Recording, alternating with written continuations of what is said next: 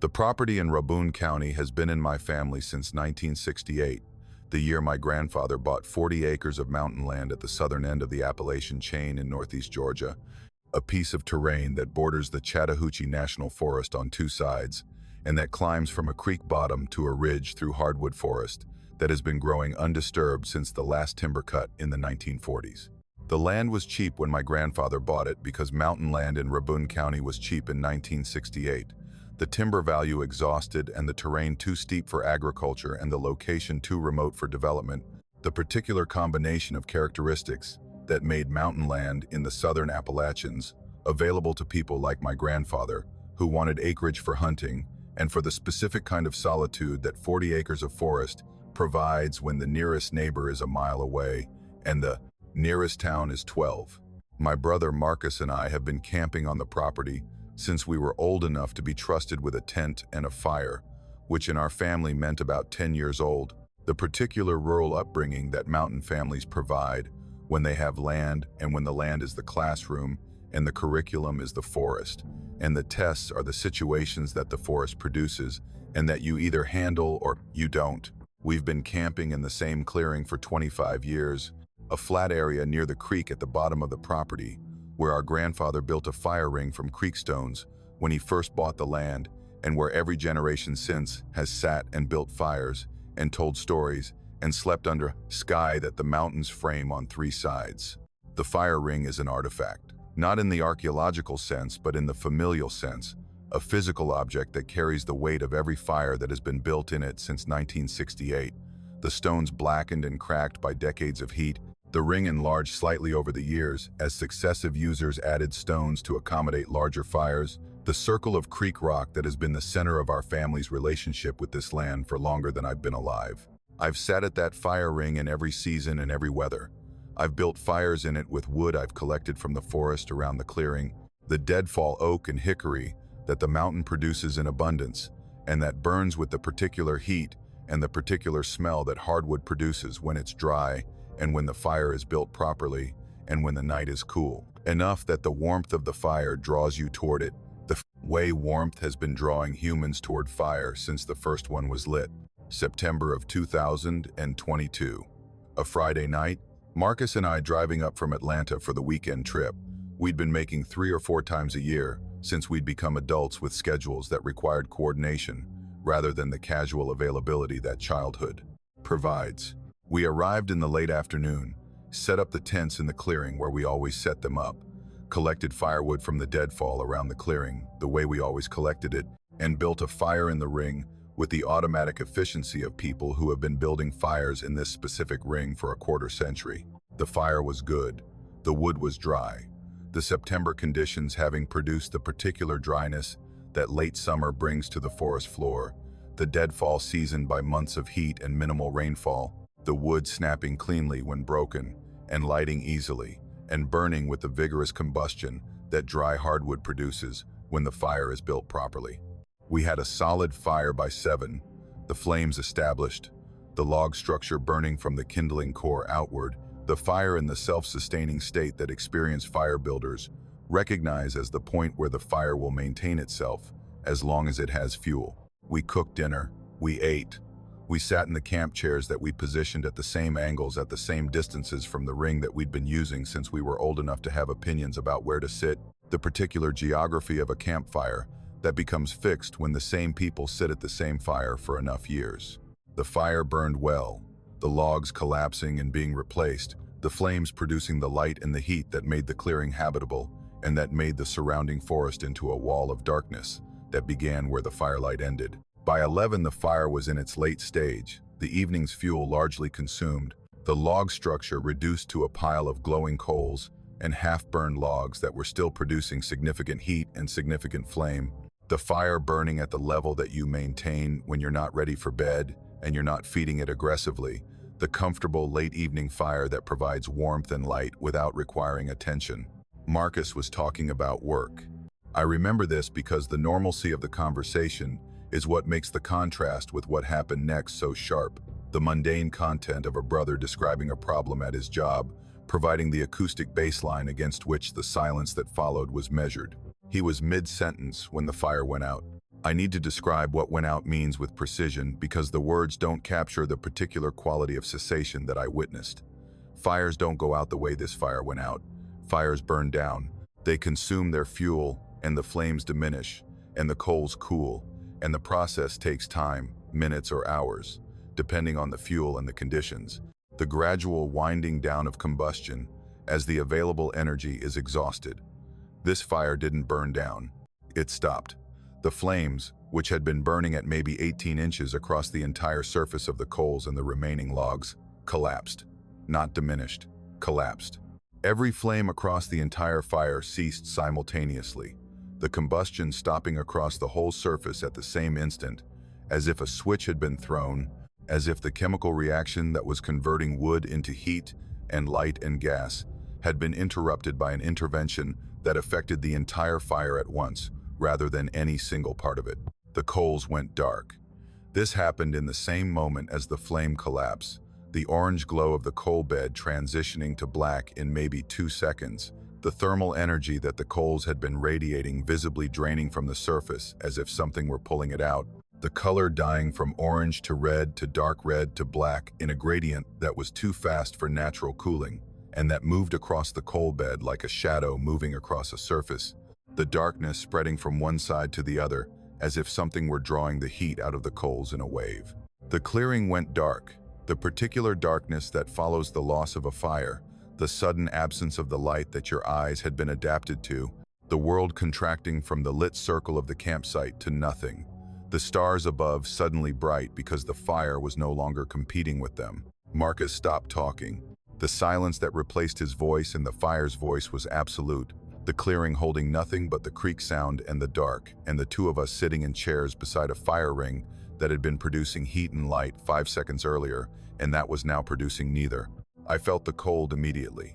Not the ambient cold of a September night in the Georgia mountains, which was in the low 60s and comfortable. A localized cold, concentrated around the fire ring, a temperature that was significantly lower than the air 10 feet away, as if the thermal energy that the fire had been producing had not merely ceased, but had been removed, withdrawn from the space around the ring, the air temperature dropping in the immediate vicinity of the fire to a level that was noticeably, physically colder than the air surrounding it. I held my hand over the coals. They should have been hot. Minutes earlier they had been incandescent, the surface temperature of active coals running between 800 and 1200 degrees. My hand felt nothing. No heat rising from the coals, no residual warmth, no thermal radiation of any kind. The coals were dark and they were cold, and the air above them was cold, and the space that the fire had occupied was a void of absent heat, a pocket of cold in the warm September night. Marcus said what happened. The tone of his voice was the tone of a man who has just witnessed something that his experience doesn't contain a category for. The flat, careful delivery of words that are trying to describe a situation that the speaker isn't sure is real. I said I didn't know. We tried to relight the fire. I struck a match. The match lit, the flame burning normally on the match head, the combustion functioning at the small scale of a wooden match the way combustion is supposed to function. I held the match to the charred surface of a log that had been burning minutes earlier, a log that should have been hot enough to ignite paper at a distance, and that should have accepted the match flame and resumed burning with the ease of wood that is already in a combustion state. The match burned to my fingers. The log did not catch. The flame from the match flickered and died against the surface of the wood, as if the wood were made of stone, the fire refusing to transfer from the match to the fuel. Marcus tried lighter fluid. He squirted a stream of fluid onto the coals and the logs, the chemical pooling on the surfaces, and he lit it. The lighter fluid burned. The blue flame of the fluid ran across the surfaces, where it had been applied and burned with the normal combustion of lighter fluid, and then went out, the fluid exhausted, the wood beneath it unchanged, the fire refusing to catch, the logs and the coals sitting in the ring as dark and as cold as if they had never been burned at all. 3 attempts, matches, lighter fluid, a combination of both. Each attempt producing flame that burned at the source and that refused to transfer to the wood, the fire declining to exist in the space that the fire ring defined, the combustion functioning normally everywhere, except in the ring where the fire had been and where the fire was no longer permitted. The cold persisted. I walked 10 feet from the ring and the air was normal, the September temperature comfortable, the 60-degree warmth of a mountain night in early fall. I walked back to the ring, and the cold was there, concentrated, localized, a 15-degree differential between the ring and the surrounding air. The thermal anomaly centered on the fire ring with the precision of a condition that was specific to that location and that did not extend beyond it. We slept in the truck. The decision was not discussed. We walked to the truck and got in and locked the doors and sat in the cab and looked through the windshield at the clearing where the fire ring sat in the dark, the stones visible in the starlight, the coals showing nothing, the space that had held warmth and light for the entire evening, now holding cold and dark and whatever, had produced the cold by removing the heat that the fire had been generating. I didn't sleep. I sat in the passenger seat of the truck, and I looked at the clearing, and I thought about the fire, and the cold, and the logs that wouldn't burn, and the coals that went dark in 2 seconds, and the particular impossibility of a fire that was burning vigorously, and that stopped burning, simultaneously across its entire surface, as if the combustion had been canceled by something that had the authority to cancel it. Dawn came. The September light came through the windshield, and I looked at the clearing and the fire ring, and the morning was normal. The clearing showing its familiar arrangement of stones and chairs and tent sites, the forest around it, green and still, the creek audible. I got out of the truck and walked to the fire ring. The ring was warm. The stones that had been cold at 11 p.m. were warm at 7 a.m., the surfaces holding heat that the morning sun hadn't been up long enough to provide, the warmth coming from within the ring rather than from above, as if the thermal energy that had been removed from the ring during the night had been returned, the heat given back in the same way it had been taken, without visible source, without explanation. I struck a match and held it to the logs. They lit. Immediately, the flame transferring from the match to the charred surface of the wood, with the ease that dry hardwood always shows when it's been partially burned and when the fire is ready to resume. The fire caught and grew, and within 5 minutes the ring held a fire that was burning normally, the combustion functioning, the heat radiating, the coals glowing, everything working the way fire works when fire is allowed to work. Marcus came out of the truck and stood beside me and watched the fire burn, and neither of us spoke, because speaking would have required us to construct an explanation, and the only explanation available was the one that neither of us was ready to say, which was that something had taken the fire, had reached into the ring at 11 o'clock at night and had pulled the heat and the combustion out of the air, and had held it through the dark hours and had returned it in the morning. The fire permitted to exist in the daylight and denied permission to exist in the dark. We've camped at the clearing since, many times. The fire has never gone out like that again. It burns when we build it, and it burns down when the fuel is exhausted, and the coals cool at the rate that coals cool, and the ring behaves the way fire rings behave. The physics of combustion operating within the normal parameters that 54 years of fires in that ring have established. But I check the fire now. On the nights when we're sitting in the chairs and the fire is burning and the clearing is lit by the flames and the forest is dark beyond the light, I watch the fire the way you watch something that you know can be taken from you.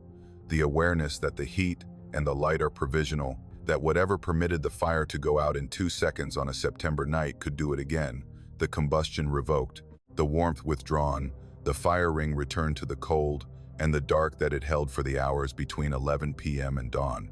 Something lives on that property that has the ability to take fire, to reach into a burning ring and remove the heat and the combustion and the light and to hold it through the night and to give it back when the morning comes. And the fire ring sits in the clearing, and the stones hold their decades of char, and the fires burn when they're built. Most nights. I've been solo camping in the Cherokee National Forest since I was 19, which puts the total at about 16 years of sleeping alone in the mountains of eastern Tennessee, the particular section of the Appalachian Range, where the Unaka Mountains rise along the North Carolina border, and where the Forest Service maintains hundreds of thousands of acres of public land that is wild enough and steep enough, remote enough that a person who wants to be alone in the woods can be alone in the woods with a completeness that most people in the eastern United States don't realize is available to them. The Cherokee is not a park. It's a working forest, timber and recreation, and watershed management. The terrain managed rather than preserved, the roads rough, the trails less maintained than what the Park Service provides in the Smokies to the south, the particular character of a national forest that serves multiple uses, and that doesn't curate the wilderness experience the way a national park does. You want solitude in the Cherokee, you can have it. You want remoteness, you can have it. You want the particular quality of being alone in the mountains that only comes from knowing that the nearest person is miles away, and that the nearest road is further than you'd want to walk in the dark. The Cherokee provides that with a generosity that I've built 16 years of camping around. The site was one I'd been using for about 8 years, a dispersed campsite, which in Forest Service terminology means a site that isn't designated or maintained, but that has been used by enough people over enough years to develop the characteristics of a campsite, a flat area where the ground has been compressed by tents, a fire ring that someone built from creek stones, and that subsequent campers have maintained, the informal infrastructure of a place that exists as a campsite because people treat it as one. The site was beside a creek in a hollow about 2 miles from the nearest Forest Service road, accessible by a trail that followed the creek upstream through a valley that narrowed as it climbed into the mountains. The trail was minimal, a path beaten into the forest floor by the boots of fishermen and hunters and campers who used the creek corridor, the tread visible as a line of compressed earth that was clear in some sections and barely distinguishable from the forest floor in others. I knew this site the way you know a room in your house, the flat area where my tent went, the same spot every time, the ground showing the compressed rectangle of a tent that had been pitched in the same position dozens of times. The fire ring, 6 feet from the tent, the stones arranged in a circle that I'd rebuilt after a high water event 3 years ago. The creek, 20 feet from the tent, running over smooth stones with the particular voice that this creek produced in this section. The pitch and the rhythm of water that I could identify the way you can identify a person's voice. The unique acoustic signature of this specific stretch of this specific creek. October of 2021. A Friday evening, the October dark coming early, the hollow filling with shadow by 5 o'clock, the ridges blocking the low autumn sun and producing the premature twilight that mountain hollows experience when the season turns and the light angles change. I'd hiked in after work, the 2-mile trail familiar enough to navigate in fading light, the pack on my back holding the gear that 16 years of solo camping had refined to the essential minimum, the tent and the bag and the pad and the stove and the food, the particular kit of a person who has eliminated everything unnecessary and who carries only what the night requires. I set up camp in the last light, tent pitched on the familiar rectangle, stakes in the holes that previous stakings had created, the fly-on, the guy lines taut, the vestibule configured to cover the entrance, the tent in the sealed configuration that solo camping demands, every zipper closed, every opening secured, the particular attention to closure that you develop when the tent is not just shelter but perimeter, the boundary between you and the forest that you maintain with the diligence of someone who has spent enough nights alone in the woods to understand that the boundary matters. I built a small fire, cooked dinner, ate, cleaned up, hung the food bag. The October evening was cool, maybe mid-40s, the air dry, the sky showing stars through the bare canopy above the hollow. The creek ran its constant sound. The forest produced its October evening orchestra, the last insects of the season, the owls beginning their night, the particular acoustic transition that October evenings provide when the summer's density of sound gives way to the winter's sparseness and the forest exists in the between state where both seasons are audible.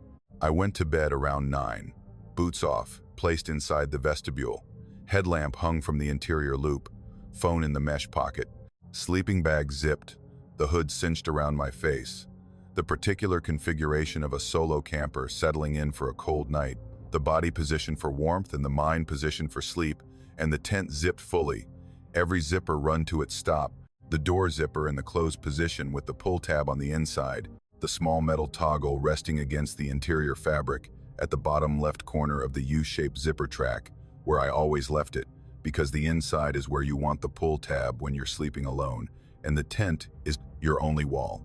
I fell asleep to the creek, the sound constant, the rhythm familiar, the acoustic backdrop that 16 years of camping at this site had converted from environmental sound into a sleep trigger, the creek's voice telling my nervous system that I was in the place I was supposed to be and that the night was proceeding normally. The sound woke me at approximately 2 in the morning, not the creek, which was still running its constant murmur.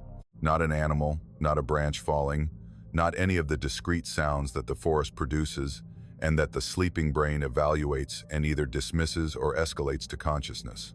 The sound was mechanical, specific, unmistakable. A zipper. My tent zipper. The main door zipper, the U-shaped track that runs from the bottom left corner of the door panel, up and over the top, and down to the bottom right, the zipper that I had closed fully before going to sleep, and that I had placed the pull tab on the inside at the bottom left corner. The zipper was moving, the particular ratcheting sound of nylon teeth separating, the click-click-click of a zipper being drawn along its track, each tooth releasing with the tiny percussive sound that zippers produce, and that is impossible to mistake for any other sound. The zipper was moving slowly, not the quick zip of someone opening a tent with purpose, the fast pull that you use when you need to get in or out in a hurry. Slowly, maybe an inch per second, the pull tab traveling along the track with a pace that was deliberate and controlled and patient, the zipper opening the tent with the measured attention of something that was not in a hurry and that wanted the opening to proceed at a particular speed. I was on my back in my sleeping bag. My eyes were open. The tent interior was dark, the October night providing no ambient light through the fly, the interior showing only the faint shapes of my gear and the lighter surface of the tent fabric. At the bottom left corner of the door, where the zipper started, I could see the movement. The pull tab, the small metal toggle, was traveling upward along the track, the fabric separating behind it as the zipper teeth released, the opening growing from the bottom corner upward toward the top of the door's arc. I watched it. I did not move. The zipper continued, the pull tab climbing the left side of the U-shaped track, the tent door opening in a progressive split that let the outside air in with each inch of separation, the cool October atmosphere entering the tent through the widening gap, the temperature differential between the inside of the tent and the outside becoming more pronounced as the opening grew. The pull tab was on the outside. This registered with the particular clarity of a fact that changes everything. I had placed the pull tab on the inside. The pull tab was now being drawn along the track from outside the tent, the toggle traveling on the exterior surface of the door fabric, operated by something that was outside the tent and that was unzipping the door with a control and a patience that said this was not accidental and not mechanical failure, and not the wind or the settling of fabric or any of the explanations that the rational mind assembles when it needs the experience to be explicable. The zipper climbed the left side of the arc. It reached the top, the apex of the U where the track curves from the upward path to the horizontal and begins the downward path to the bottom right corner. It stopped. The pull tab held its position at the top of the arc, the zipper half open. The door split from the bottom left to the top, the right side still closed, the opening creating a triangular gap that showed the forest outside. I looked through the opening. The October night was dark but not completely dark, the starlight providing enough illumination to show the shapes of the forest, the tree trunks, the creek's surface catching faint light, the general topography of the campsite visible in the particular resolution that dark adapted eyes provide. Nothing was at the tent door. No shape, no figure, no animal, no visible presence of any kind occupying the space immediately outside the opening that something had just created by unzipping my tent from the outside at 2 in the morning. The opening gaped. The cool air flowed in. The forest showed nothing. The zipper held its position at the top of the arc with the particular stability of a zipper that is being held rather than one that has stopped under its own tension. The pull tab not sliding back down the track the way it would if gravity were the only force acting on it. The toggle maintaining its position at the apex as if something was holding it there, keeping the tent half open, the opening established and maintained by whatever had created it. 20 minutes. I lay in my sleeping bag for 20 minutes with my tent half unzipped and the October forest visible through the opening and nothing entering and nothing visible, and the zipper held at the top of its arc by something that was patient enough to hold a zipper pull for 20 minutes without moving. And without entering and without showing itself, I reached over and zipped the tent closed. The decision came not from courage, but from the particular exhaustion that sustained fear produces, when the fear has been held at a constant level for long enough that the body begins to tire of maintaining it, and the need for resolution overrides the caution that the fear has been enforcing. I reached across the tent and grabbed the pull tab and drew it down the track and closed the door, and the zipper responded normally, the teeth engaging, the track running smooth, the door sealing with the same mechanical action that it always sealed with. The pull tab was on the outside. I had just zipped the tent closed by reaching through the opening and grabbing the tab from the exterior side of the fabric. The tab was on the outside because whatever had unzipped the tent had done so from outside, the toggle traveling on the exterior surface, the orientation reversed from where I had placed it when I went to sleep. The tent did not unzip again. I lay in my bag for the remaining hours of the night, listening to the creek and the forest and the particular silence of a campsite that was holding something it wasn't showing me, and the zipper stayed closed, and the pull tab stayed where I'd left it on the exterior surface of the door, and nothing tested the perimeter again. In the morning, I examined the area around the tent. The ground was soft October earth, the surface showing my boot prints from the evening setup and nothing else. No prints at the tent door, no impressions in the soil that would indicate something had stood or crouched at the entrance while it operated the zipper. The ground showed my activity, and only my activity, the evidence of one person using the campsite, and no evidence of anything else. I packed up and hiked out, and I've been back to that site 3 times since. The tent zips and unzips normally. The campsite produces normal nights. The creek runs and the forest holds its sounds, and the October dark is the October dark, and nothing opens my tent while I sleep. Except once.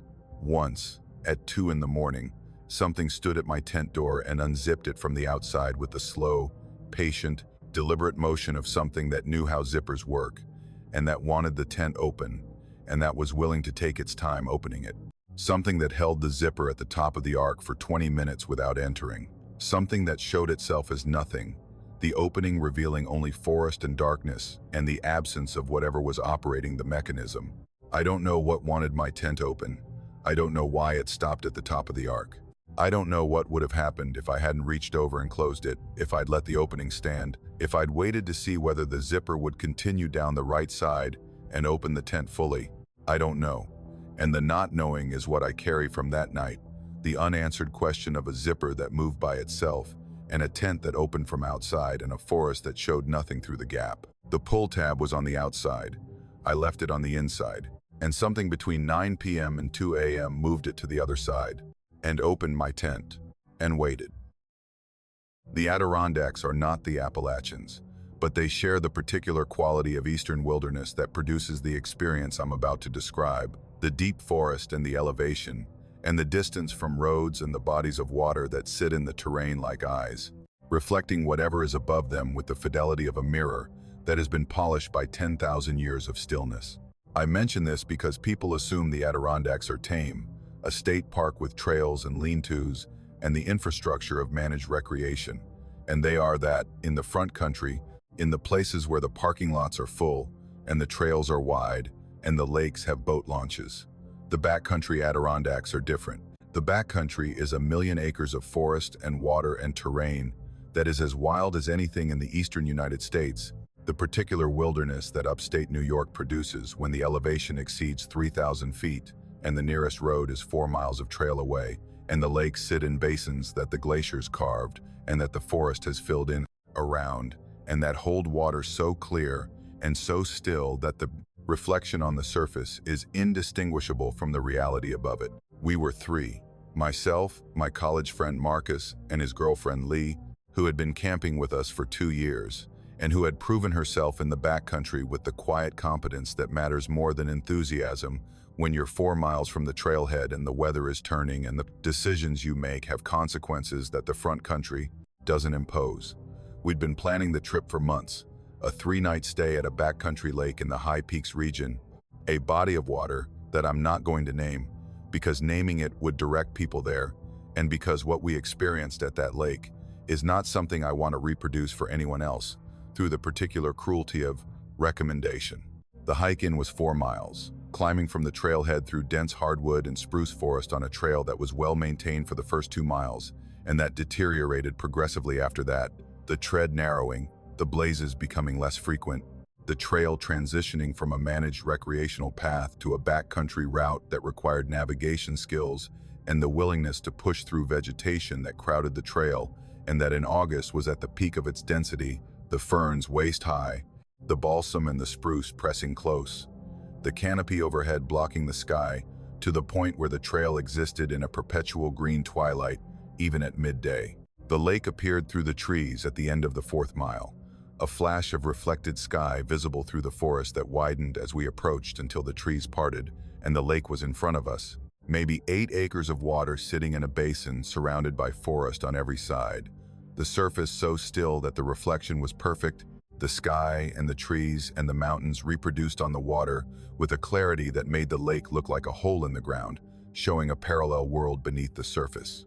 The water was dark, the particular dark of a deep Adirondack lake, the color produced by the tannins leached from the surrounding forest, and by the depth of the water itself, the bottom invisible, the surface showing only what was above it, the mirror quality of the reflection undisturbed by current or wind.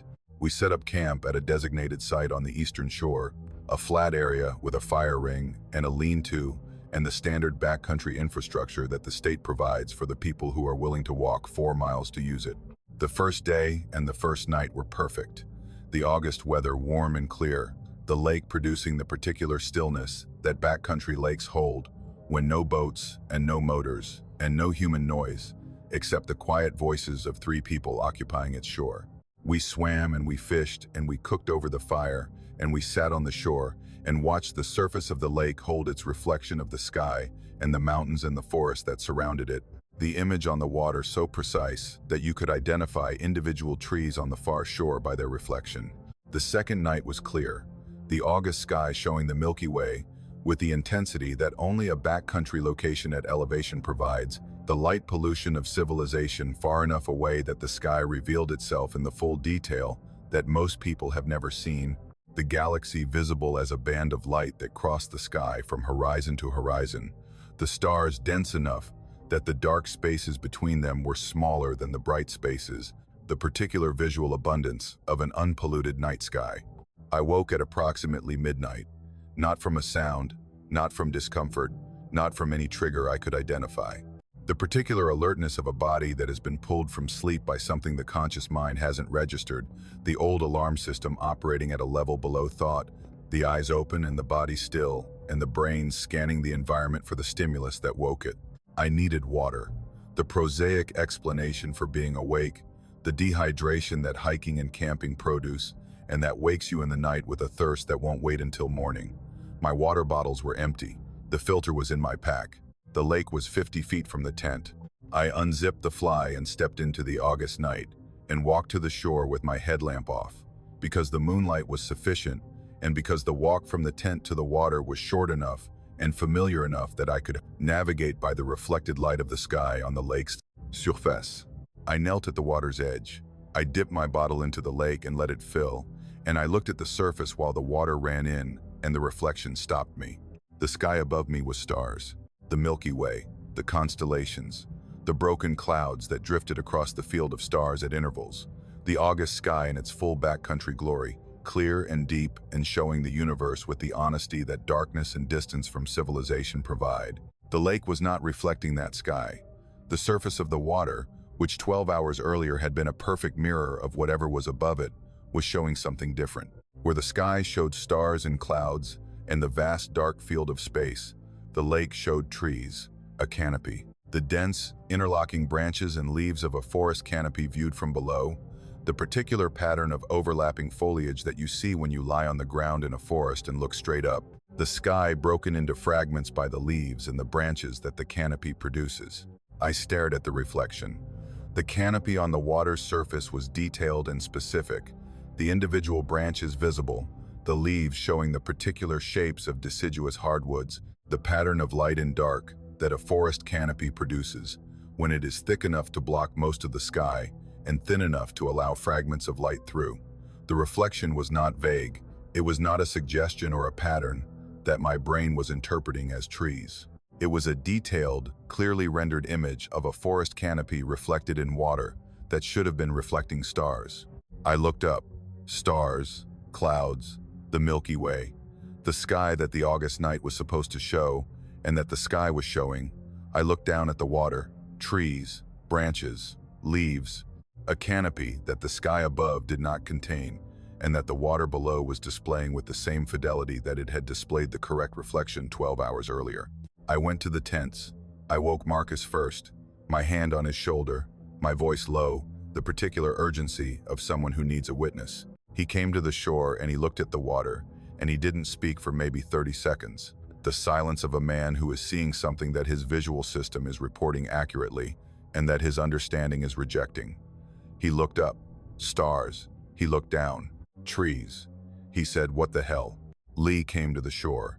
She looked and she produced the particular sound that people make when they encounter something that violates a basic assumption about how the world works.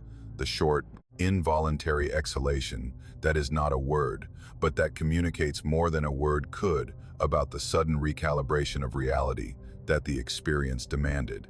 We stood at the shore and we looked at the water. Three people, fully awake, clear-headed, sober, standing at the edge of a backcountry lake in the Adirondacks at midnight, looking at a reflection that showed a forest canopy where the sky showed stars. The reflection moved, not the drift of a current, not the disturbance of wind on the surface. The canopy in the reflection moved the way a canopy moves when the wind blows through it. The leaves shifting, the branches swaying, the pattern of light and dark rearranging as the foliage responded to a breeze that was blowing in whatever place the reflection was showing. The air above the lake was still. The surface of the water was flat and undisturbed. But the canopy in the reflection was moving in a wind that existed only in the reflection, the trees responding to atmospheric conditions that belonged to the place the water was showing and not to the place where we were standing.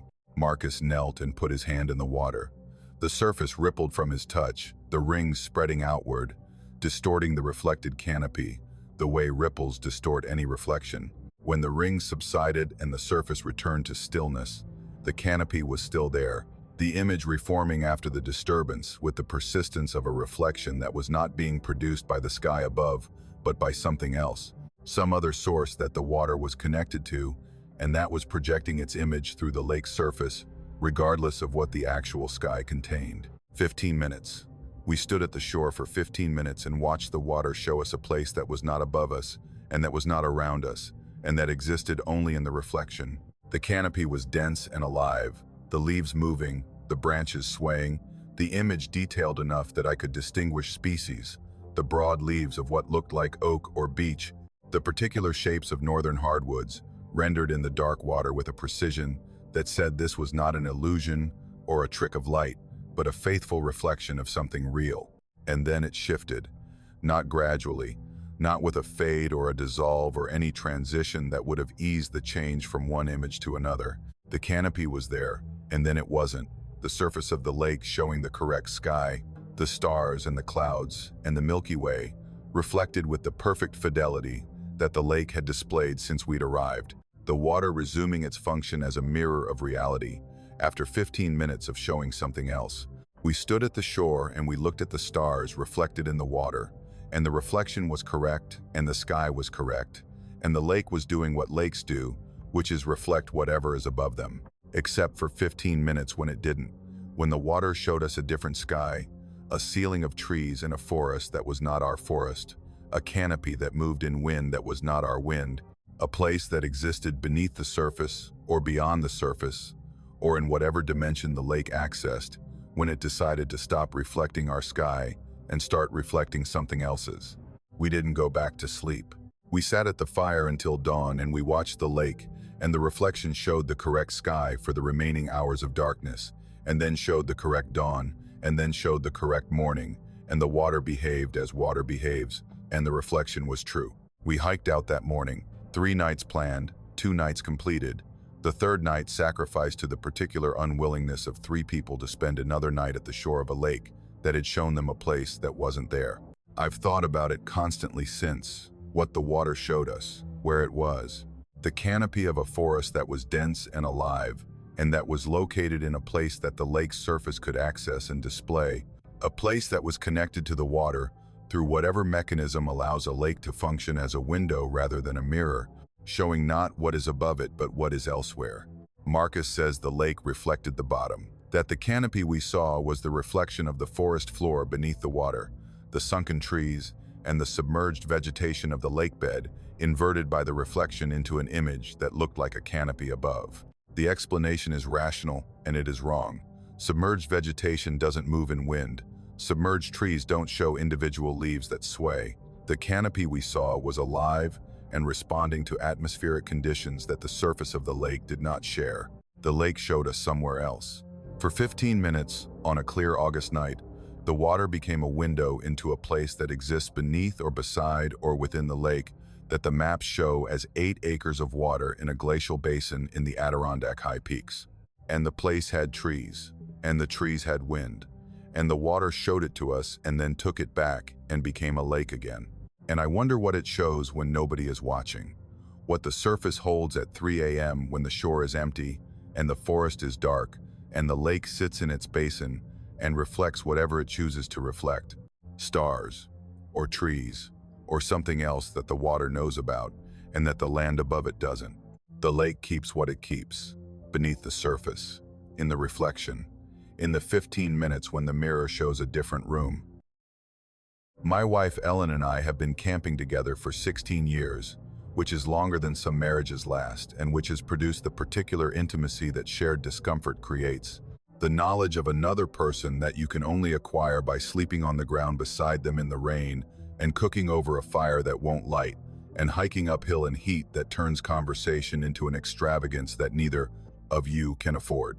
We camp in the Pisgah National Forest in western North Carolina because the terrain is beautiful, and because the dispersed camping is free, and because the particular quality of wilderness that Pisgah provides, the steep drainages and the old-growth remnants, and the creeks that run cold and clear through hollows that feel untouched, despite being an hour from Asheville, is the quality that we're looking for when we leave our house and drive into the mountains and park at a trailhead and walk until the road is far enough behind us that the world simplifies to forest and water and the particular problems of living outdoors. Our site was not a designated campsite. It was a dispersed site, which in the National Forest System means a place where camping is permitted, but where no infrastructure has been provided. No fire ring, no bear pole, no cleared flat area, just a spot in the forest that someone identified as suitable for a tent and a fire, and that subsequent campers used and improved until the site developed the characteristics of a campsite through accumulated use rather than official designation. Our site was beside a creek in a drainage about 3 miles from the trailhead, a flat area, maybe 30 feet across, where the creek made a bend and deposited the gravel and the sand that created the level ground that tent camping requires. Someone had built a fire ring years ago from creek stones, the ring blackened by dozens of fires, and the ground around it had been cleared of undergrowth by the foot traffic of campers who had used the site for who knows how long. We'd been using this site for about 8 years, 2 or 3 trips a year, the spring and the fall, and occasionally the summer, the site becoming our site through the particular ownership that repeated use confers, the familiarity of the flat spot, and the fire ring, and the tree where we hung the bear bag, and the section of creek where we filtered water, accumulating into a relationship with the place that was as specific and as personal as the relationship we had with our own backyard. October of 2022, a long weekend, 4 days, the kind of trip that we planned around the fall color and the cool nights and the particular quality of October, camping in the southern Appalachians, when the forest is at its most beautiful and the crowds have thinned and the backcountry belongs to whoever is willing to carry their gear. 3 miles from the road. We hiked in on a Thursday afternoon, set up camp with the practiced efficiency of 2 people who have set up this camp dozens of times, the tent in its spot, the bear bag on its tree, the fire ring cleared of the debris that accumulates between our visits, the site restored to the configuration that we knew and that felt like home. Thursday evening and Friday were spent at the site, the routine of backcountry camping occupying the hours with the particular rhythm that the outdoors imposes, the gathering of wood and the building of fires and the cooking of food and the sitting and the talking and the watching of the forest. Do what the forest does when you're quiet enough to observe it. I collected firewood on Friday, walking the drainage with an eye for the deadfall that the forest produces in abundance, the fallen branches and the broken limbs that accumulate on the forest floor between storms, and that provide the fuel for the fires that make camping possible. I gathered maybe 2 hours worth of wood, the armloads carried back to camp and deposited beside the fire ring in the loose pile that was my standard method of firewood storage, the branches and limbs dropped in an unorganized heap that I would draw from as the fires required, pulling pieces from the pile and breaking them to length and feeding them to the fire ring without any intermediate step of organization. The pile sat beside the fire ring on Friday evening, a disorganized heap of deadfall, the branches at random angles, the limbs overlapping, the particular chaos of wood that has been collected and dropped, and that nobody has bothered to arrange because arranging firewood in the backcountry is unnecessary labor when the wood is going to be burned within a day. Saturday morning we left for a day hike. 8 o'clock, the October light slanting through the canopy, the trail climbing from our drainage to a ridge that offered views of the surrounding terrain, a route we'd hiked before, about 8 miles round trip, a full day's hiking that would bring us back to camp in the late afternoon, with enough daylight left to build a fire and cook dinner and watch the October dusk settle into the hollow. We left camp set up, the tent zipped, the bear bag hung, the cook gear stored in the vestibule, the food secured, everything in its place, the campsite configured for a day of absence, with the understanding that we'd return to it exactly as we'd left it, because this was a backcountry site 3 miles from the road in a drainage that nobody else was using, and that the likelihood of another camper arriving during our 8-hour absence was minimal. The firewood pile sat beside the fire ring, loose, disorganized, the random heap that I'd accumulated on Friday. We hiked. The ridge route was beautiful, the October color at its peak, the views extending for miles, the day clear and cool, the particular perfection of an October day in the Pisgah that makes you understand why people drive from across the country to see these mountains in the fall. We ate lunch on the ridge and took photographs and descended in the late afternoon, reaching camp around 4 o'clock, the light angling through the trees in the golden quality that October afternoon produces in southern Appalachian drainages when the sun is low and the canopy filters the light into shafts that hit the forest floor like spotlights. I saw the woodpile from about 50 feet away. The change was visible from that distance because the shape had changed. The profile of the pile beside the fire ring different from the profile I'd left 8 hours earlier.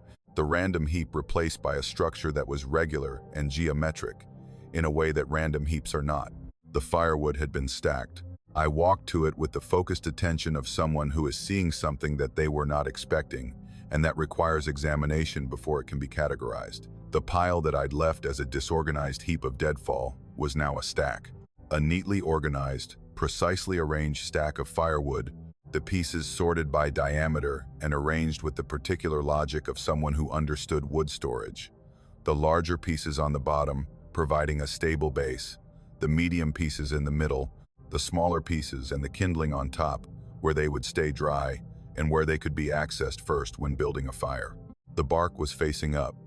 Every piece in the stack had been arranged with the bark side facing upward, the particular orientation that anyone who knows wood will tell you is correct for outdoor storage, because the bark sheds water and protects the exposed interior of the wood from moisture that would reduce its ability to burn. This was not the arrangement of someone who had casually tidied a pile. This was the arrangement of someone who knew how wood behaves in weather and who had organized the stack to optimize the wood's condition for burning.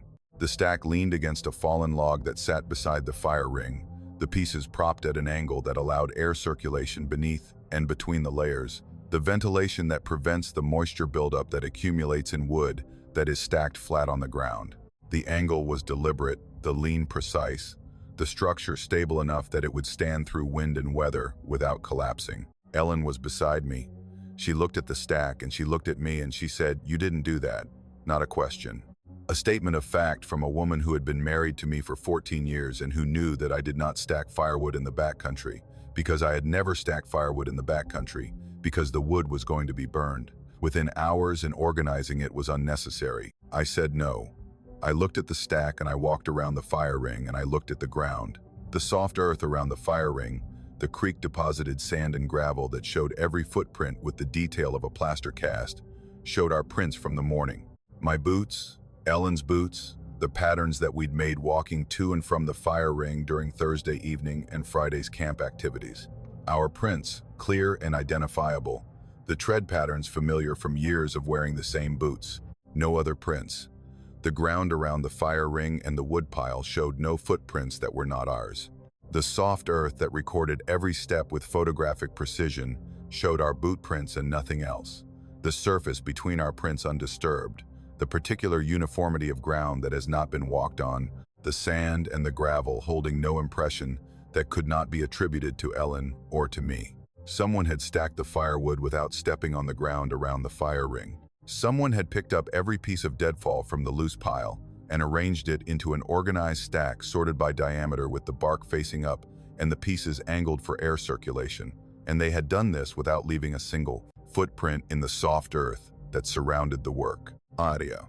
I checked the tent, zipped, undisturbed, the interior visible through the mesh showing our sleeping bags and our pads and our gear exactly as we'd left it.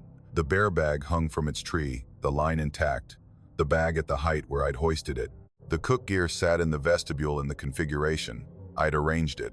Nothing was disturbed, nothing was moved, nothing was missing. The only change in the entire campsite was the firewood, transformed from chaos to order by hands that had left no footprints and no evidence of their presence beyond the stack itself. We burned the wood. I need to say this because the alternative, the decision to not burn the wood, to treat it as contaminated or tainted or somehow dangerous, occurred to me, and I rejected it. Because rejecting it meant accepting that the wood was something other than wood, and I wasn't ready to accept that.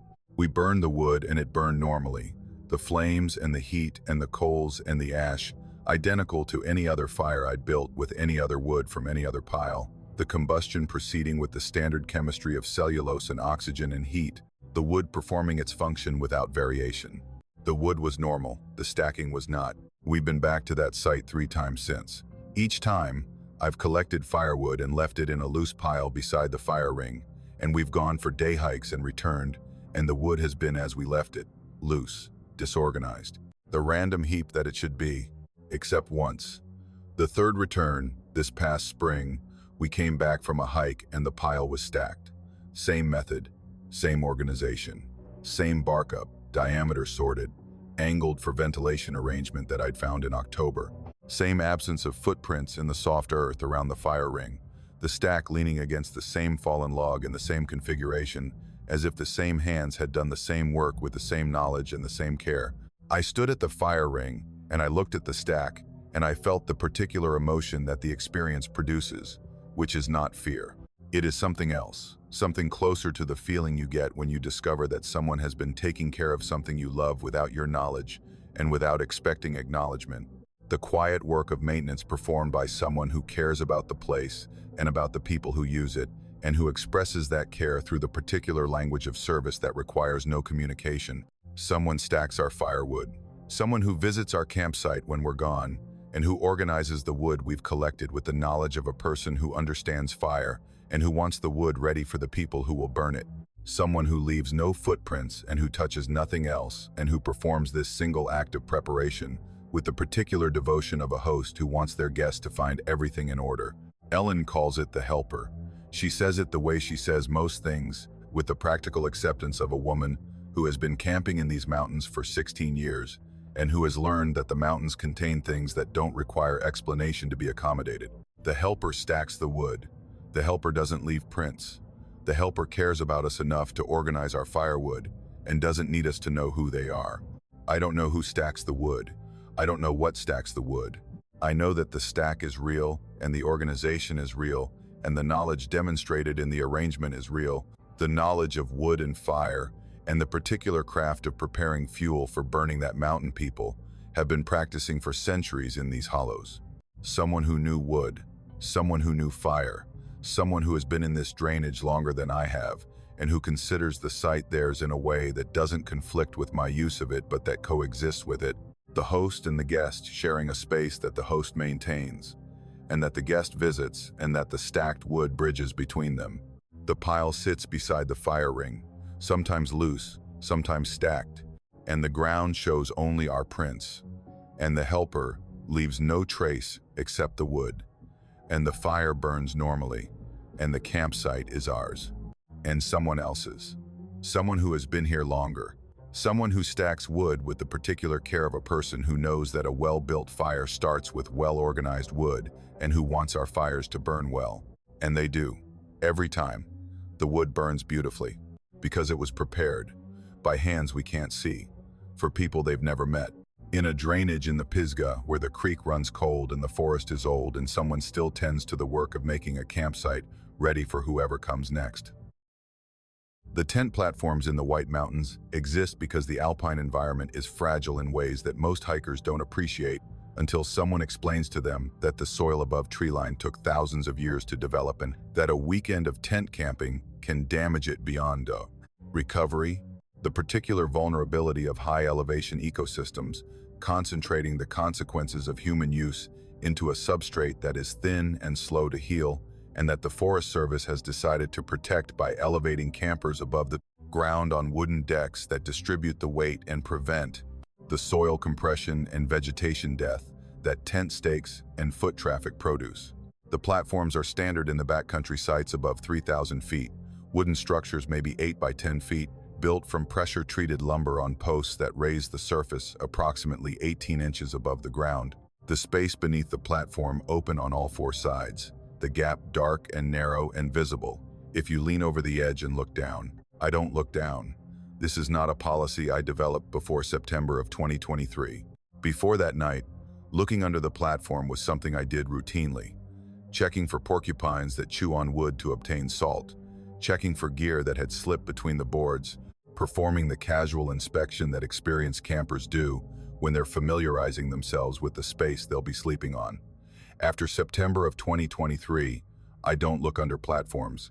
The decision is absolute and non-negotiable, and it represents the single behavioral change that the experience produced, a rule that my body imposed on my behavior without consulting my rational mind, and that my rational mind has not overruled, because my rational mind, when it reviews the evidence, agrees with the rule. I've been hiking and camping in the White Mountains for 11 years. The annual trips that a life in New England makes accessible, the mountains close enough for a weekend and wild enough for the experience to feel like wilderness rather than recreation. I solo camp because solo camping is the practice that produces the particular relationship with the backcountry that I value, the undiluted experience of being alone in terrain that is indifferent to your presence, and that requires your attention and your competence in ways that the front country doesn't. I carry the gear and the skills and the particular mental resilience that solo camping in the Whites demands, the willingness to be alone with whatever the mountains produce, the weather and the terrain and the isolation that can turn a missed trail junction or a twisted ankle into a genuine emergency when the nearest road is 4 miles away and the cell service is non-existent. September of 2023. A Wednesday night, mid-month, the weather clear and cool. The September conditions that the Whites produce between the summer's instability and the autumn storms, the brief window of reliable weather that experienced hikers target for the trips they don't want to risk on less certain forecasts. I was camped at a backcountry site at approximately 3,500 feet, a site with a platform and a water source and the standard infrastructure that the Forest Service maintains, a flat area in the forest where the spruce was dense enough to provide wind protection and where the platform sat among the trees like a stage set in a theater of dark conifers. I set up on the platform in the late afternoon. Tent pitched, the footprint covering most of the platform surface, the stakes replaced by the guy line and board method that platform camping requires, the lines tied to the boards at the platform's edge rather than staked into the ground. The tent was a freestanding dome, the structure stable without stakes, the weight of the tent and my gear sufficient to keep it in place on the smooth platform surface. I cooked dinner on the platform, ate, cleaned up, hung my bear bag, and settled into the sleeping bag as the September dark filled the forest around me, and the platform became an island of occupied space in the vast dark interior of the White Mountain backcountry. The first hours of the night were normal. The forest produced its standard sounds, the wind in the spruce canopy, the occasional rustle of small animals in the understory, the particular nighttime voice of a New England mountain forest in September when the summer's insect chorus has diminished and the acoustic environment is dominated by the wind and the trees and the silence that fills the spaces between sounds. I slept. The deep, immediate sleep of a body that has hiked 8 miles with a loaded pack and that is warm in a good bag on a good pad, on a solid platform in conditions that should produce uninterrupted rest. I woke at approximately 1:30 in the morning. The waking was not gradual. It was the particular instantaneous alertness that the body produces when the environment has changed in a way that requires conscious attention, the switch from sleep to full wakefulness occurring in a single transition, the eyes open, the body rigid, the brain scanning for the stimulus that triggered the alarm. The breathing was the stimulus. It was already happening when I woke, which meant it had been happening for some period before my brain escalated it from background processing to conscious alarm. The sound present beneath my awareness for an unknown duration before the system determined that the sound required my attention and pulled me out of sleep to provide it. The breathing was coming from directly below me, not from the forest around the platform, not from the trail nearby, not from the general direction of the surrounding terrain. From below, from the 18-inch space between the platform boards and the ground, from the gap that the platform's elevation created, the narrow, dark volume of air and earth and whatever occupied it beneath the wooden surface where I lay. The sound was breathing.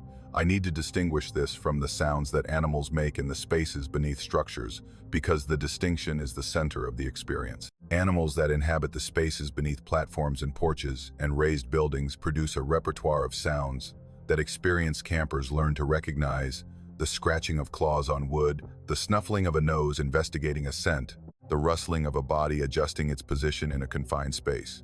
What I was hearing was none of those sounds. It was breathing, respiratory breathing, the deep rhythmic cycle of inhalation and exhalation that a large organism produces at rest, the sound of lungs filling and emptying with a volume of air that suggested a chest cavity larger than a raccoon's, larger than a porcupine's, larger than anything that should be occupying an 18-inch space beneath a camping platform in the White Mountains of New Hampshire.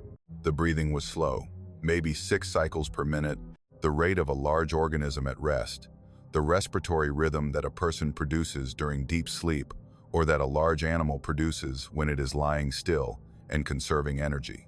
Each inhalation lasted maybe 4 seconds, the sound of air being drawn in through an airway that was wide enough to move a significant volume without audible restriction, the intake smooth and sustained. Each exhalation lasted maybe 5 seconds, the outflow carrying a slight moisture, a wetness that I could hear in the sound, the particular quality of air passing through tissue that was humid, the nasal passages, or the throat of something that was breathing through a system that was damp and warm. The sound was positioned directly below my torso, not below the tent in general, not beneath the platform at a random location, but directly beneath me, beneath the section of platform where my chest and my stomach rested on the sleeping pad, the sound arriving through the boards and the pad with a directionality that was precise enough to locate the source within a foot of my position. Whatever was breathing beneath the platform had positioned itself in the exact spot below me, where the distance between us was smallest, the 18 inches of platform boards and sleeping pad and sleeping bag separating my body from whatever was producing the sound. I felt the vibration. The exhalations carried enough force that the platform boards transmitted the sound not just as audio but as physical vibration, a subtle tremor that I felt through the pad and through the bag and against my chest, the particular sensation of proximity to a large respiratory system, the way you feel the bass from a speaker that is close enough to vibrate the surface you're standing on. The boards were thick, pressure-treated lumber, and the vibration that passed through them required a force that I registered as significant, the exhalations of something whose breath could shake wood. It was directly below me. I need to say this again because the precision of the positioning was the most disturbing element of the experience. Not beneath the platform at random, not at the edge where an animal might investigate the structure from outside.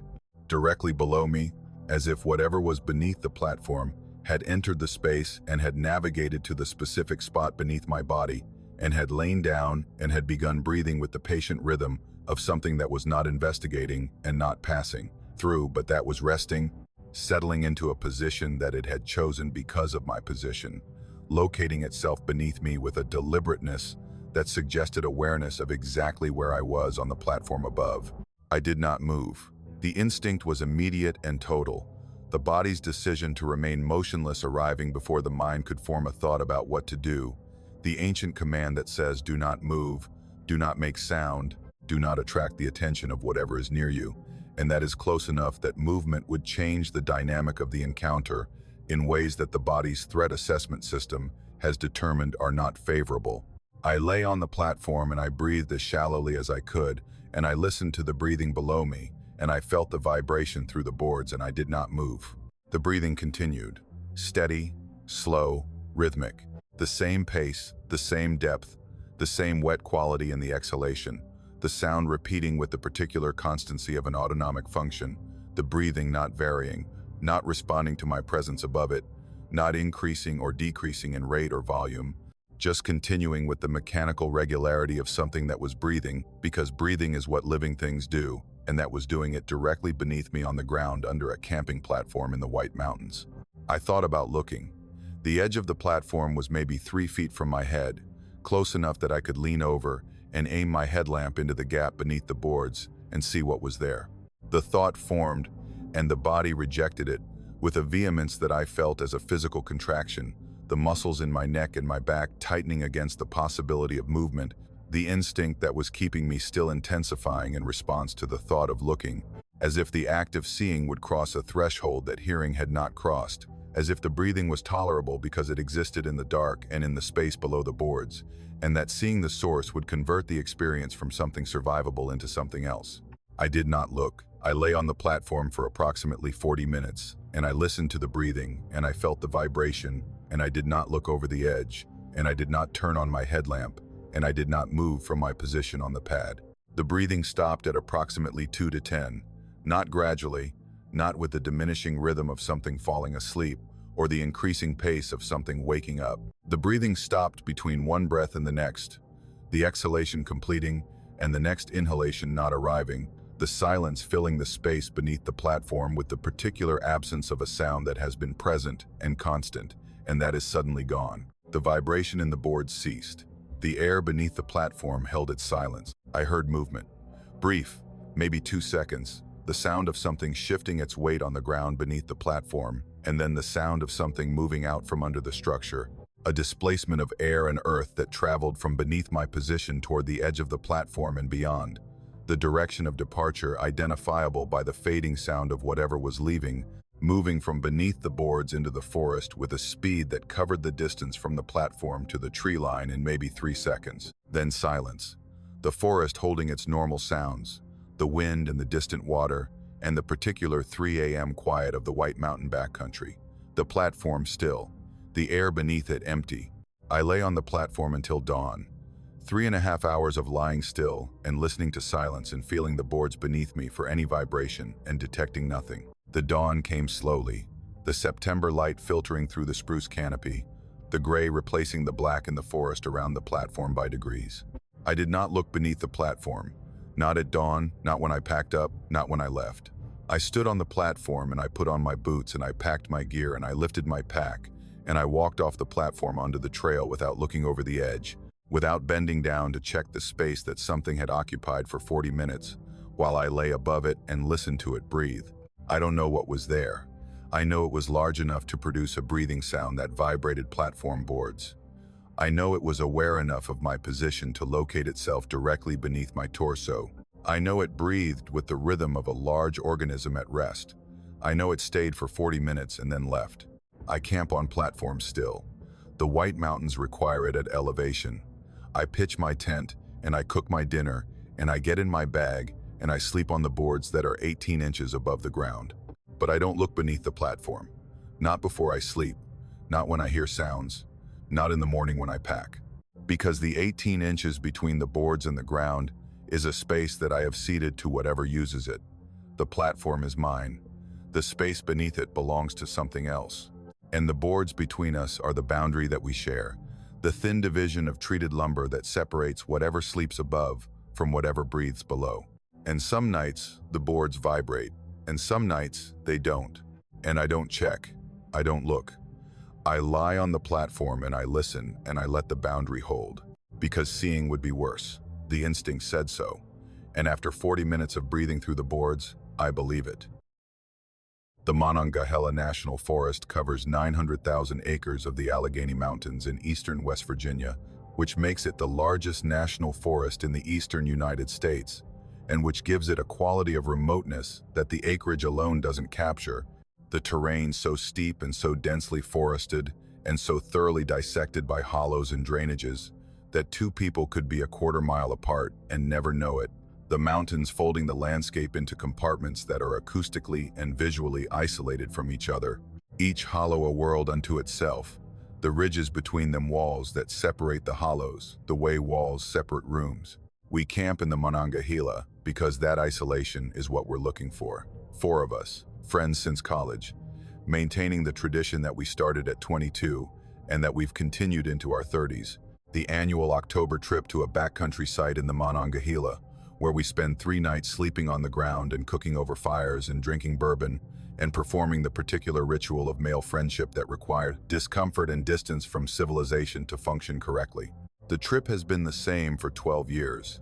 The participants the same, the timing the same, the location varying only in which section of the forest we choose, the particular hollow or drainage or ridgeline that we've selected for that year's installment of the tradition. October of 2022. Myself, my friend Paul, Paul's brother Garrett, and a friend named Tomas, who had been part of the group since the first trip and who was the kind of outdoorsman who carried knowledge about the forest, the way some people carry knowledge about wine, extensive and specific, and occasionally insufferable, but ultimately useful, when you needed to identify a bird by its call, or a tree by its bark, or a mushroom by its cap. We hiked into a hollow about 4 miles from the nearest forest road, following a creek upstream through terrain that narrowed as we climbed, the ridges pressing closer on both sides, the hollow deepening, the canopy closing overhead until the sky was a narrow strip visible between the ridge lines, and the light at the creek level was the dim, filtered light that deep hollows produce even at midday. The campsite was beside the creek at a point where a flat area of maybe 40 feet provided enough room for 2 tents and a fire ring. The hollow at this point was maybe 60 yards wide, the creek running through the center, the slopes rising steeply on both sides through forest that was dense and old, the trees large, the canopy heavy, the understory sparse, because the canopy blocked the light that the understory needed to develop. The hollow continued upstream beyond our campsite for what the topographic maps showed as approximately 3 more miles before the drainage petered out at the ridge, the creek narrowing as it climbed until it became a trickle, and then a seep, and then nothing, the hollow ending at the high ground that divided this drainage from the next. Nobody lived up there. I mention this because it's the fact that everything else rests on. The hollow upstream of our campsite was uninhabited. The nearest structure in any direction was the forest road 4 miles downstream, and the road itself was a seasonal access route that the Forest Service closed in winter, and that served no permanent residents. The hollow, the drainage, the miles of forest that extended upstream from our camp into the mountains, all of it was empty of human habitation and had been empty for decades. The particular emptiness of national forest land that was too steep and too remote to attract settlement, and that the government had acquired in the early 20th century from timber companies that had cut it and moved on. The first 2 nights were normal. The October weather cooperated, cold and clear, the fire burning well, the bourbon doing its job, the 4 of us settling into the rhythm that 12 years of these trips had established, the particular routine of fireside conversation and shared meals, and the gradual quieting that the forest imposes on even the most talkative group, the volume of our voices decreasing as the night deepened and the hollow absorbed us into its acoustic environment. We turned in around 11 on the second night, 2 tents, positioned side by side near the fire ring, the arrangement that we'd used for years, Paul and Garrett in one tent, Tomas and me in the other. The fire burned down to coals. The creek ran beside us with its constant murmur. The hollow held its October quiet, the insects reduced by the cold, the forest producing only the occasional owl and the rustle of something small in the leaf litter. I woke at approximately 3 in the morning. All 4 of us woke at approximately 3 in the morning. This is important, and I know it because we compared notes afterward, and each of us identified the same approximate time. The clocks on our phones showing between 2:50 and 3:05, the variance accounted for by the difference between the moment of waking and the moment of checking the time, the few minutes of listening that each of us performed before reaching for our phones. We woke because of the singing. The sound came from upstream, from deeper in the hollow, from a direction that led further from the road and further from any trace of habitation, from the miles of empty drainage that extended toward the ridge. The sound carried down the hollow with the particular clarity that these valleys provide, the steep walls of the drainage channeling the sound the way a hallway channels a voice, the acoustics of the hollow amplifying and directing the singing toward our campsite with a presence that was more than volume, a quality of arrival that said the sound was intended to reach us, not the incidental carrying of a noise produced for other purposes, but the deliberate projection of a voice singing in a direction that would deliver the sound to whoever was listening below. It was singing. I need to be precise about this because the word singing covers a range of human vocal production from a shower hum to an operatic performance, and what I heard was not at any point on that range. The voice was female. The register was a soprano, pure and clear, the particular tonal quality of a voice that has been trained or that possesses the natural gift of resonance that some voices carry without training, the sound full and controlled and sustained with a breath management that said, whoever was producing this sound knew how to use their voice with a precision that went beyond casual ability. The singing had no words. This was the first detail that registered after the initial shock of hearing a human voice at 3 in the morning in an uninhabited hollow in the Monongahela. The voice sang a melody, a sustained, flowing sequence of notes that rose and fell with the particular intervals of a song, the melodic structure showing the organization of composed music rather than the random vocalization that an animal or a disturbed person might produce. But the melody carried no lyrics. The voice sang on open vowels, the sound producing the particular beauty of wordless vocal music, the tone uninterrupted by consonants, the melody flowing in a continuous stream of pitch sound that was as clear as a flute and as warm as a cello and as human as anything I'd ever heard. The melody was not a melody I knew. None of us recognized it. 12 years of October trips, 4 men with diverse musical knowledge, Tomas in particular possessing a depth of musical literacy that included folk and classical, and the particular Appalachian musical tradition that the West Virginia mountains have been producing for centuries, and none of us could identify the melody. It was not a hymn, it was not a folk song, it was not any composition that any of us had heard in any context in our combined 130-odd years of listening to music. It was beautiful. I'm saying this not as an aesthetic judgment, but as a description of a physical response. The sound produced a reaction in my body that was involuntary, and that was characterized not by the fear that a strange sound at 3 a.m. should produce, but by something else, a receptivity, an openness, a willingness to listen that felt almost like being pulled. The beauty of the voice drawing my attention upstream, the way light draws the eye, the quality of the sound, creating a desire to hear more, and to be closer to the source that was producing it. The singing continued. The melody repeated, not identically but with variations, the musical phrase returning to its starting point and then diverging, the voice exploring the melodic territory with the improvisational freedom of a singer who knows the piece so well that the structure has become a framework for expression rather than a constraint on it. The variations were subtle, a note held longer, a phrase ornamented with a turn that the previous pass hadn't included, the singing evolving through its repetitions with the particular quality of live performance, the singer present and responsive and creating in real time, and the singing responded to the environment. This was the detail that eliminated the possibility that we were hearing a recording. A gust of wind moved through the hollow at maybe the 10-minute mark, the air channeling down the drainage with enough force to rustle the canopy and to create a brief wall of ambient noise that should have obscured or distorted the singing. The voice adjusted. The volume increased during the gust, the singer compensating for the wind noise with a projection that maintained the clarity of the melody through the interference, the voice riding above the wind, the way an experienced performer rides above an orchestra, the technical awareness of someone who was singing in this environment and who was accustomed to its acoustic challenges. When the gust passed, the volume returned to its previous level.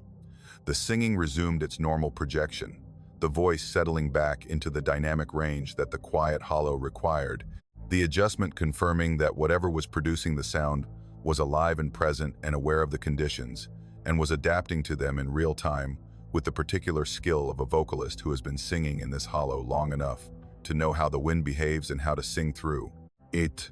20 minutes. The singing lasted approximately 20 minutes, a duration that Tomas tracked on his phone after the first few minutes, the timer running while the voice sang, the numbers accumulating on the screen, while the hollow filled with a sound that was the most beautiful and the most disturbing thing any of us had ever heard. We didn't investigate. I want to explain why, because the question is always asked, and the answer is always insufficient for people who haven't experienced it.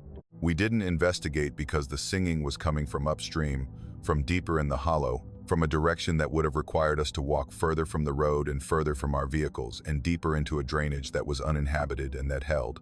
At 3 in the morning, a voice that was singing with a beauty and a control that was not consistent with any explanation that would make the investigation safe. A lost hiker doesn't sing wordless melodies at 3 a.m. A camper at a site upstream doesn't produce a sound of this quality without accompaniment and without lyrics and without any of the characteristics of recreational singing. Whatever was singing in the hollow was not a person doing something that people do. The beauty of the sound was the warning, the particular wrongness of perfection in a context where perfection doesn't belong, the voice too skilled and too controlled and too beautiful for the time and the place, and the complete absence of any reason for a human being to be singing in this hollow at this hour. The singing stopped at the 20-minute mark, not gradually, not with the diminishing volume of a singer moving away. Abruptly, the voice ceasing mid-phrase, the melody cut short at a point that was not a natural ending, the sound disappearing from the hollow the way a light disappears when you switch it off, completely, leaving only the creak in the wind and the particular silence that follows the cessation of a sound that your ears have been tracking for 20 minutes. The hollow was quiet. We lay in our tents and we listened, and the silence held, and the singing did not resume, and the night continued with the normal sounds of an October night in the Monongahela, the creek and the wind and the owl, and the absolute absence of the voice that had filled the hollow for 20 minutes, with a beauty that none of us could account for and that none of us could forget. We talked about it in the morning, around the fire, with coffee, in the daylight that makes these conversations possible. Tomas said the melody was in a minor key, a modal structure that he associated with Appalachian folk music, but that he couldn't place in any specific tradition. Paul said the voice sounded trained, professional, the particular quality of someone who sings for an audience and who has developed the breath control and the resonance that performance demands. Garrett said nothing. Garrett sat with his coffee and looked upstream and said nothing. I said it was beautiful, and I said the beauty was the part that frightened me most, because beauty at 3 a.m. in an uninhabited hollow is not a gift. It is an offering. And offerings in the mountains come with expectations that the person receiving them may not understand until the expectation is made clear. The singing has not returned. We've been back to the Monongahela every October since, and we've listened for the voice in the hollow, and the hollow has held only its normal sounds, the creek and the wind and the forest doing what the forest does when nothing is singing in it, but the melody stays. In my head, in the place where music lives after you've heard it, the wordless phrase that the voice sang at 3 in the morning in a hollow where nobody lives, the melody that none of us recognized, and that none of us can reproduce, and that we all remember with the particular clarity that the brain reserves for experiences that it cannot categorize, and that it therefore preserves in complete detail. The voice sang, in the hollow, at 3 a.m., a melody without words, in a key that Tomas says is as old as the mountains, performed by a voice that was too beautiful for the time and the place, and that stopped mid-phrase and left only the silence and the creek, and the four of us lying in our tents in a hollow in the Monongahela, wondering who sings in uninhabited drainages at 3 in the morning, and why the singing was directed downstream toward our camp, and what the melody means, and whether the beauty was for us, or whether we were simply in the path of a sound that the hollow produces for its own reasons, in the dark hours when the forest is private and the singing is for whoever has been singing in these mountains since before the trails were cut and the campers arrived, and the hollows held anyone who could hear it. The hollow holds what it holds, and some nights at 3 a.m. it holds a voice, and the voice sings, and the singing is beautiful. And beauty in the dark, in the mountains, in a hollow where no one lives, is not what it seems. I run trail cameras the way some people run fishing lines, multiple units deployed across a territory, with the expectation that the aggregate data will tell me something that a single observation point can't. I'm a wildlife photographer by hobby and a software engineer by profession, which means I approach the cameras with the particular combination of patience and analytical attention that the two pursuits share, the willingness to collect large quantities of data, and the discipline to review it methodically, and the understanding that most of what the cameras capture will be unremarkable, and that the remarkable images are worth the hours of reviewing deer and squirrels and raccoons, and the occasional blank frame triggered by a branch swaying in the wind. I camp with cameras. When I'm in the backcountry, I set up at least one unit at the campsite, aimed at the surrounding area, the camera serving the dual purpose of monitoring wildlife activity near camp and providing a security function, documenting whatever comes through the campsite area during the hours when I'm asleep or away. The cameras are standard, consumer-grade infrared units, the same type that hunters use by the millions, motion-triggered, capable of capturing images in complete darkness, using the infrared flash that illuminates the scene without visible light. The nighttime images rendered in the gray-green spectrum that infrared photography produces. November of 2022. I was camping in the Daniel Boone National Forest in eastern Kentucky, a 3-night solo trip at a backcountry site that I'd been using for several years, a flat area beside a creek in a hollow that was about 3 miles from the nearest forest road. The site was familiar, a dispersed camping area with a fire ring and enough flat ground for my tent, the particular kind of backcountry spot that develops through accumulated use by campers who find a good location and return to it until the site becomes established without ever being designated. I set up the trail camera on the first afternoon, mounting it to a tree at the edge of the campsite, aimed at the fire ring and the clearing around it, the camera positioned about 4 feet off the ground, with a detection zone that covered approximately 30 feet of the campsite. The camera was set to take 3 photographs in rapid succession when the motion sensor triggered, the standard burst mode that increases the likelihood of capturing a clear image of whatever activated the sensor. The infrared flash was enabled, the camera configured for the nighttime operation that was its primary purpose at the campsite. 3 nights of camping, Thursday through Saturday. I built fires each evening, cooked my meals, sat in my folding chair beside the fire ring, performed the routine of solo backcountry camping that I'd been practicing for years. The November weather was cold and clear, the nights dropping into the 20s, the fires welcome for warmth as well as cooking, the particular comfort that a campfire provides when you're alone in the woods in November, and the darkness arrives at 5 o'clock, and the evening stretches ahead with nothing but the fire and the forest, and whatever the forest decides to show you. I slept well. All 3 nights, the particular deep sleep that cold weather and physical exertion combine to produce, the body exhausted by the hiking and the camp work, and the cold, and the particular metabolic demand that maintaining body temperature in a 20-degree sleeping environment imposes. I slept from approximately 9 each evening until 6 each morning, 9 hours of unconsciousness that the trail camera was monitoring while my eyes were closed. I pulled the camera's memory card on Sunday morning before I broke camp.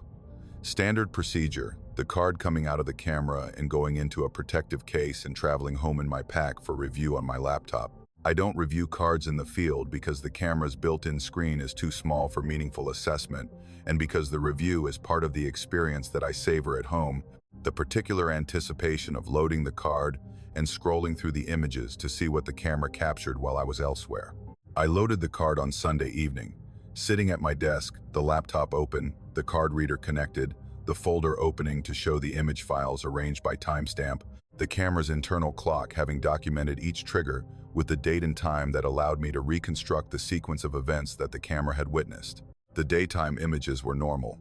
My own activity at the campsite, the expected photographs of me building fires and cooking and sitting in my chair, the camera documenting my presence with the motion-triggered regularity that any warm body moving through its detection zone would produce. Between my activity, the camera had captured the usual wildlife, a couple of deer passing through the campsite area, a raccoon investigating the fire ring, the unremarkable daytime traffic of a backcountry campsite.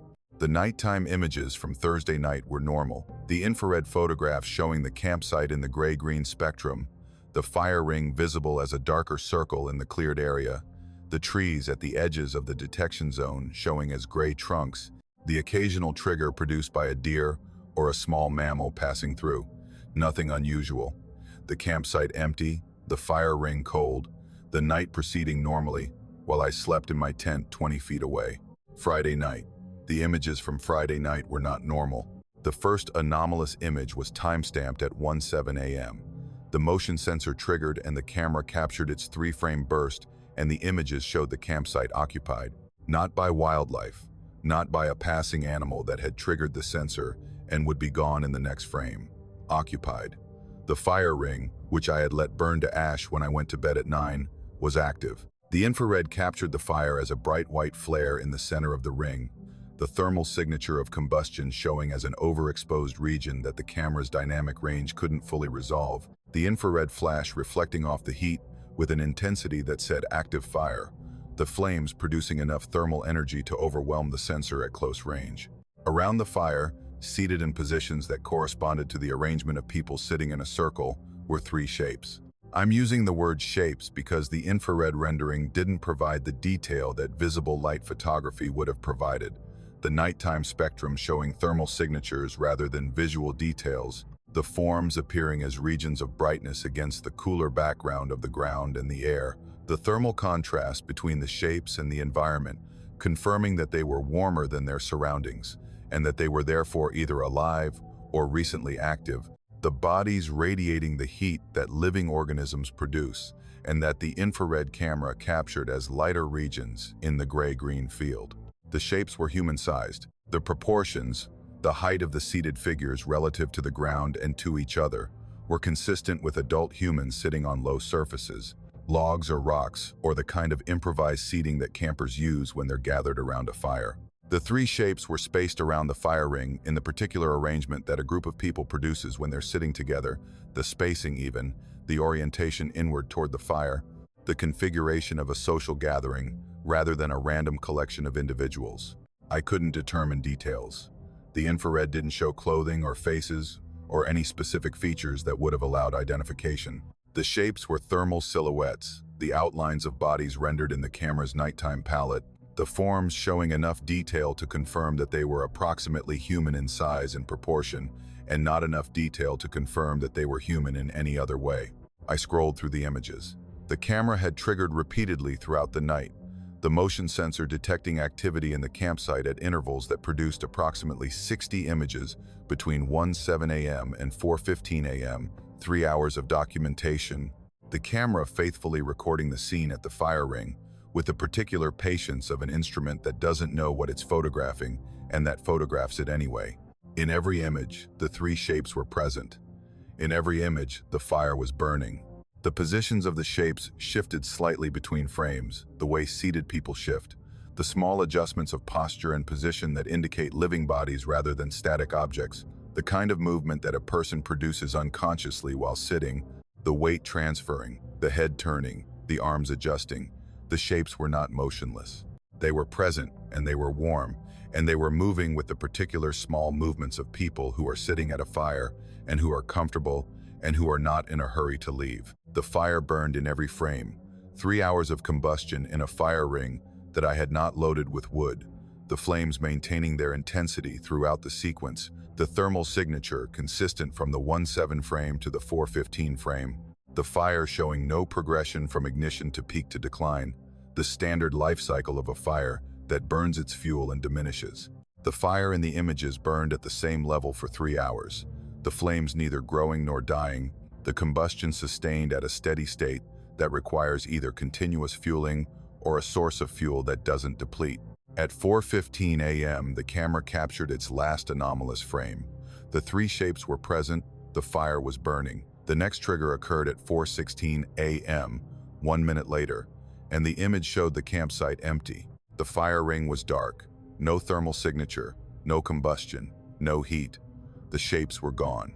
The campsite showed the undisturbed flat area and the cold fire ring and the trees at the detection zone's edges and nothing else. The scene identical to the Thursday night images, the campsite empty and cold as if the 3 hours of occupation and the 3 hours of fire had been retracted between one frame and the next. I checked the Saturday night images.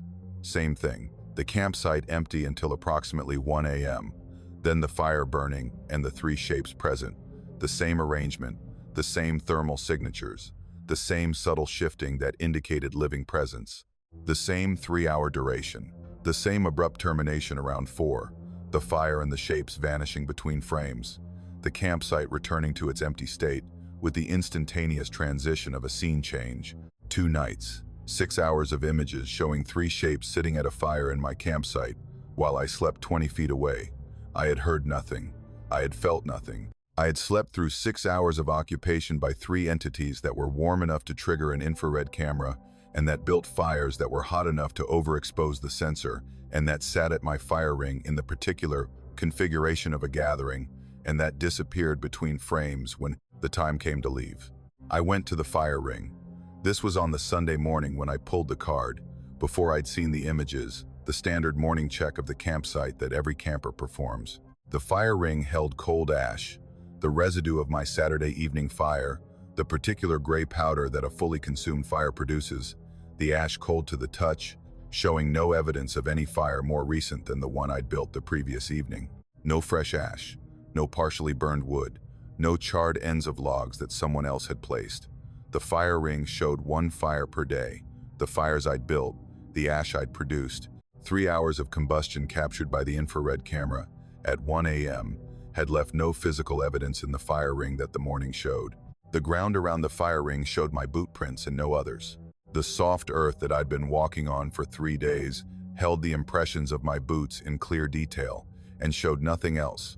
The surface between my prints undisturbed, the particular blank ground of a campsite that one person has used and that no other person has visited. I've reviewed the images hundreds of times, on my laptop, on my desktop monitor, on prints that I made at a photo lab, where the larger format showed every pixel of detail that the camera had captured. The shapes are there, the fire is there.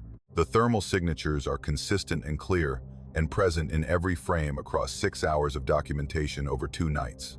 3 shapes, sitting at my fire, warm enough to trigger infrared, present for 3 hours, gone between frames, leaving no ash and no prints and no evidence that the morning can confirm. The camera saw them. The fire ring denies them. The ground denies them. The morning denies them. And the images on my card show them with the honest precision of a camera that doesn't know what it's photographing and that photographs it anyway. I camp with cameras now, not to document wildlife, but to document what the campsite holds when I'm not watching. And the images show me what the morning won't confirm. 3 shapes at a fire that burns without fuel, and that leaves no ash, and that exists in the infrared spectrum of the hours between 1 and 4 a.m. when the campsite belongs to whoever uses it, and when whoever uses it is not me. The card holds the evidence. The ground denies it. And 3 shapes sit at a fire every night in a campsite in the Daniel Boone that belongs to them between 1 and 4, and that belongs to me between dawn and midnight. And we share it. The campsite, the fire ring, the space beside the creek. They just use it at different hours. And the camera, patient and infrared and honest, shows me who my neighbors are. I've been fishing the creeks of the George Washington National Forest for 13 years, which in the currency of trout fishing means I've spent approximately 2,000 hours standing in cold water watching the surface for the rise forms that tell me where the fish are feeding, and watching the current for the seams and the eddies that tell me where the fish are holding, and watching the flow of the water itself with the particular attention that a fisherman develops when the water is both the medium and the message, the current carrying information about the fish and the insects and the structure of the creek bed in a language that 13 years of study has made legible. I know water. I know what it does and why it does it and how it behaves in the particular terrain that the Virginia mountains provide, the limestone and the sandstone creek beds that characterize the George Washington, the freestone streams that run off the Allegheny ridges, through hollows that the water carved over millennia, and that the water continues to carve with the patient insistence of a force that never stops and that never changes direction. Because the force is gravity, and gravity has one direction, and that direction is down. The creek was in a hollow in Bath County, a stream that I'd been fishing since I started exploring the George Washington in 2010, a drainage that ran southeast through a narrow valley between 2 ridges, the water fed by springs at the head of the hollow and by the runoff that the ridges collected and channeled into the drainage. The creek was small, maybe 15 feet wide at its broadest, the flow running over a bed of limestone cobble and gravel that produced the particular habitat that wild trout require, the riffles and the pools and the undercut banks that the fish use for feeding and holding and spawning. I knew this creek the way I knew my own driveway, every pool named in my personal catalog, every run characterized, the flow and the features committed to a mental map that 13 years of fishing had refined into something closer to a relationship than a record. October of 2022. A weekend trip, 2 nights at a campsite beside the creek that I'd been using for years, a flat area on the bank where the hollow widened enough to provide a level spot for a tent and a fire ring built from creek stones that I'd arranged on my first trip and that subsequent trips had improved, and that now constituted a permanent installation. the ring blackened by a decade of fires, the stones fitted together with the particular stability of a structure that has been used and adjusted until it works. My friend Daniel was with me. Daniel is a fisherman of similar experience, a man who has spent comparable hours on comparable creeks and who understands water with the same intimacy that I do, the knowledge of flow and current and behavior that comes from years of standing in it and watching it, and depending on it for the information that fishing requires. Daniel and I fish together 2 or 3 times a year, the trips combining the social element that solo fishing lacks with the shared expertise that makes the fishing better, 2 sets of eyes and 2 sets of experience working the same water. We'd fished Friday evening and Saturday morning and Saturday evening, the October fishing productive, the brown trout active in the cooling water, the creek performing its function as a trout stream with the particular reliability that October provides in these mountains. The water ran southeast, downhill, the direction that the terrain dictated and that gravity enforced, and that the creek had been following since the geological processes that carved the hollow established the grade that the water descended. We turned in around 10 on Saturday night. The tents positioned side by side on the flat area. The fire burned to coals. The October night cold enough that the sleeping bags felt necessary and warm enough that sleep came easily. The creek ran beside us with the sound that I'd been falling asleep to for 13 years at this site. The particular voice of this stream on this bed at this flow level, the combination of frequency and rhythm that the water produced as it passed over the specific arrangement of rocks and gravel that constituted this section of creek. I knew this sound the way you know the sound of your own house at night, the settling and the ticking and the particular acoustic signature that familiarity converts from information to background. I woke at approximately midnight. The sound woke me. Not a new sound, not an additional sound, not the introduction of an auditory element that hadn't been present when I fell asleep. The creek woke me, the same creek, the same water, the same rocks, the same flow, but the sound was wrong. I lay in the tent and I listened with the focused attention of a man who has been woken by something that his sleeping brain identified as anomalous and that his waking brain is now working to classify. The creek was audible, the particular voice unchanged in its frequency and its rhythm, the water running over the same bed producing the same sound that it always produced. But the directionality had changed. The sound was coming from the wrong side. I need to explain what directionality means in this context because it's the crux of the experience, and because the explanation requires an understanding of how sound works in a hollow. When you camp beside a creek that runs through a valley, the sound of the water comes from a specific direction. The current produces sound as it passes over the rocks, and the sound radiates from the point of production outward. If the creek runs southeast, the sound of the current hitting a specific rock comes from a position that is upstream of the listener, and the sound that the current produces downstream of that rock comes from a position that is further southeast. The directionality of the sound is determined by the directionality of the current. Change the current's direction and you change the direction the sound comes from. The sound was coming from the northwest. The particular pattern of frequency and volume that 13 years had mapped to the specific section of creek beside my campsite was arriving at my tent from the direction that was upstream rather than downstream. The acoustic signature reversed, the sound of the water hitting the rocks coming from the downstream side of the rocks rather than the upstream side. The entire audio profile of the creek inverted, as if the water had reversed direction and was running over the same bed in the opposite direction. I unzipped the tent. The October night was cold and clear, the stars visible through the bare canopy, the moonlight providing enough illumination to see the creek from the bank. I stepped out and walked the 15 feet to the water's edge, and I looked at the creek. The water was running northwest, upstream, against the grade.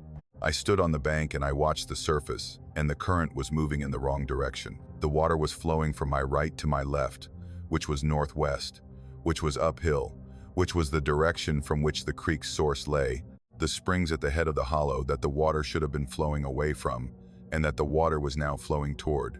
The surface showed the current clearly in the moonlight, the ripples and the disturbances that moving water produces on its surface tracking in the wrong direction, the visual information confirming what the auditory information had already reported. I knelt at the bank and put my hand in the water. The current pushed against my fingers from the southeast.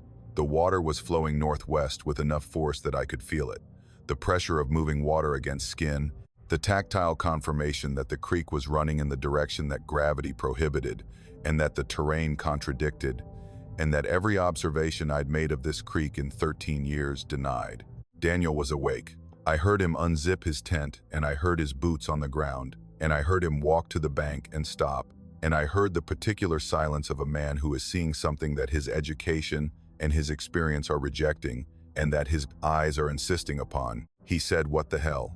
He said it quietly, the volume of a man who is speaking to himself rather than to another person, the particular tone of someone who is narrating their own confusion. He knelt beside me and put his hand in the water, and I watched his face, and I saw the confirmation register, the feeling of current against skin providing the same information that it had provided me, the water pushing against his fingers in the wrong direction with the undeniable reality of a physical force. We watched. We sat on the bank of a creek that we'd been fishing for over a decade, and we watched the water run uphill. The current was not fast, not the rushing urgency of a stream in high water, but steady, the particular flow rate that this creek maintained at its normal October level, maybe a cubic foot per second, the water moving over the rocks with the same sound and the same visual character that it always produced, but in the opposite direction, the creek performing its normal function in reverse. The moonlight showed the details that confirmed the reversal was complete and real. The leaves on the surface were moving northwest. A twig that I watched for maybe 2 minutes traveled upstream, against the grade, passing the reference point of a white rock that I used as a fishing marker, the twig moving from downstream of the rock to upstream of it with the steady pace of an object carried by current. The small eddies that formed behind the rocks, the pocket water that trout hold in because the rocks break the current and create areas of reduced flow. The eddies were on the wrong side of the rocks. They were forming on the southeast side, the side that was now the downstream side because the current had reversed and the rocks were breaking a flow that was coming from the opposite direction. 30 minutes. The creek ran uphill for approximately 30 minutes. Daniel and I sat on the bank and watched it the way you watch something that you know is happening and that you know shouldn't be happening, and that you are powerless to affect or to explain the particular posture of witnesses to an event that their understanding cannot accommodate. We spoke very little. The occasional observation, delivered in the low, measured tone that the experience demanded. The leaves are going upstream. The eddy is on the wrong side. The current is consistent. The factual documentation of an impossible phenomenon by two men who knew water well enough to know that water doesn't do this, and who were watching water do it. At approximately 12:30, the creek stopped. Not gradually, not with a diminishing flow that suggested the force driving the reversal was weakening. The current ceased, completely. The surface of the creek went still, the water becoming a flat, motionless sheet that reflected the moonlight without the ripples and the disturbances that moving water produces. The creek became a pond. The flow stopped, the water holding its position on the graded bed without moving in either direction. 10 seconds. The stillness lasted approximately 10 seconds, a duration that I counted by instinct, the brain tracking time during an event that seemed to exist outside of time. 10 seconds of a creek that was not a creek but a body of still water lying on a graded bed that should have been pulling it southeast by the irresistible force of gravity. And then the current resumed. From the northwest, flowing southeast, downhill. The correct direction, the direction that the terrain dictated. The water resuming its normal flow with the same steady pace that it had maintained in both directions. The creek returning to its proper behavior, as if the 30 minutes of reverse flow had been an interruption in a pattern rather than a violation of a law. The eddies formed on the correct side of the rocks. The leaves moved southeast. The sound returned to its proper directionality, the particular voice of the creek arriving at our ears from the positions that 13 years of camping at this site had established as correct. The creek ran normally, and has run normally every time I've checked it since, the water following gravity through the hollow, with the consistency that the laws of physics demand, and that the terrain enforces, and that the creek obeyed without exception for 13 years, before it stopped obeying for 30 minutes. On an October night at midnight, Daniel and I sat on the bank for another hour. We watched the creek run in the correct direction, and we said nothing, because there was nothing to say that would convert what we'd witnessed into something that our understanding of water and gravity and the behavior of physical systems could accommodate. Water runs downhill. This is not a convention. It is not a tendency. It is a law, the expression of a fundamental force that operates everywhere and always, and that does not take breaks at midnight in hollows in the George Washington National Forest. Except it did. For 30 minutes. The water in a creek that I'd been watching for 13 years reversed its direction and ran uphill, and then stopped for 10 seconds and then resumed its correct flow. And the only evidence that it happened is the memory of two men who sat on the bank and felt the current push against their fingers from the wrong direction. I still fish that creek. I still camp at that site. The water runs southeast, downhill, through the hollow, over the rocks. The trout holding in the eddies on the correct side of the structure. The creek doing what creeks do. But I check now. Every night when I'm camping at that site, I lie in my tent and I listen to the directionality of the sound, and I confirm that the creek is running in the correct direction. I listen for the shift that I heard on that October night, the subtle change in the source direction that said the water had reversed, and that the hollow was doing something that hollows don't do. The creek runs correctly, every time, but it didn't once. And water that has run uphill once has demonstrated a capacity that the laws of physics say it shouldn't possess. And a capacity that has been demonstrated once is a capacity that exists whether it's demonstrated again or not. The creek runs southeast. The hollow maintains its grade. The water follows gravity. Most nights. And I listen. Every night at that campsite.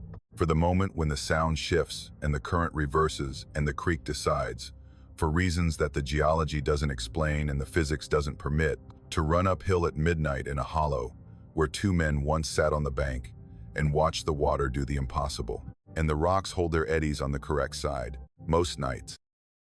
James and I have been camping together for 15 years, long enough that the friendship has developed the particular shorthand that extended shared experience produces, the ability to communicate in half sentences and gestures, and the specific tonal variations that two people develop when they've spent enough time together that the full vocabulary of language becomes unnecessary. We know each other's voices, the way you know the sound of your own front door closing, the recognition operating below conscious thought, the identification automatic, the brain categorizing the sound as known and safe, without requiring the analytical process that unfamiliar sounds demand. We camp in the Nantahala National Forest in western North Carolina because the terrain suits what we're looking for, which is the particular combination of accessibility and isolation that the Southern Appalachians provide, the trailheads close enough to reach after work on a Friday, and the backcountry deep enough to feel remote within a mile of the road. The Nantahala is 500,000 acres of mountain terrain, steep hollows and high ridges covered in the dense hardwood and hemlock forest that the Southern Appalachians produce, the forest thick enough that the interior feels enclosed and private, the particular quality of a landscape that absorbs you once you're in it, and that maintains its own rules about what happens within its boundaries. October of 2023, a weekend trip, Friday to Sunday, 2 nights at a dispersed site that we'd used twice before, a clearing beside a trail about 2 miles from the trailhead. The clearing was maybe 30 feet across, a natural flat area where the trail crossed a section of ridge that had been widened by some geological or historical process into a level space that was suitable for camping, the ground firm, the canopy above open enough to show the sky, the forest surrounding the clearing on all sides in the particular wall of vegetation that Southern Appalachian forest produces in October, when the understory is still thick and the canopy is at the peak of its fall density before the leaves start falling in earnest. We set up camp in the late afternoon, the routine of two people who've camped together enough times that the setup requires no discussion, each of us performing our portion of the work with the automatic efficiency of a practice team. 2 tents, pitched about 15 feet apart on the level ground, the spacing dictated by the flat area available and by the particular distance that two men maintain between their sleeping quarters when they're camping together, close enough to communicate easily and far enough apart to provide the illusion of private space that tents create. My tent was on the north side of the clearing. James is on the south, the 15 feet of open ground between us, showing packed earth and scattered leaves in the fire ring where we'd build our evening fire. Friday night was uneventful. We cooked dinner, sat by the fire, talked about the things we always talk about, the particular inventory of topics that 15 years of friendship has accumulated and that we revisit and update with each trip.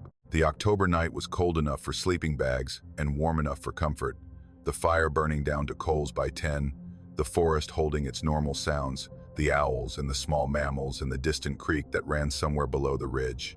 We turned in around 10:30. The clearing was quiet. The forest was quiet. The particular stillness of an October night on a ridge in the Nantahala, the acoustic environment sparse and clean, every sound distinct. I slept well. The first night in the backcountry usually produces good sleep for me.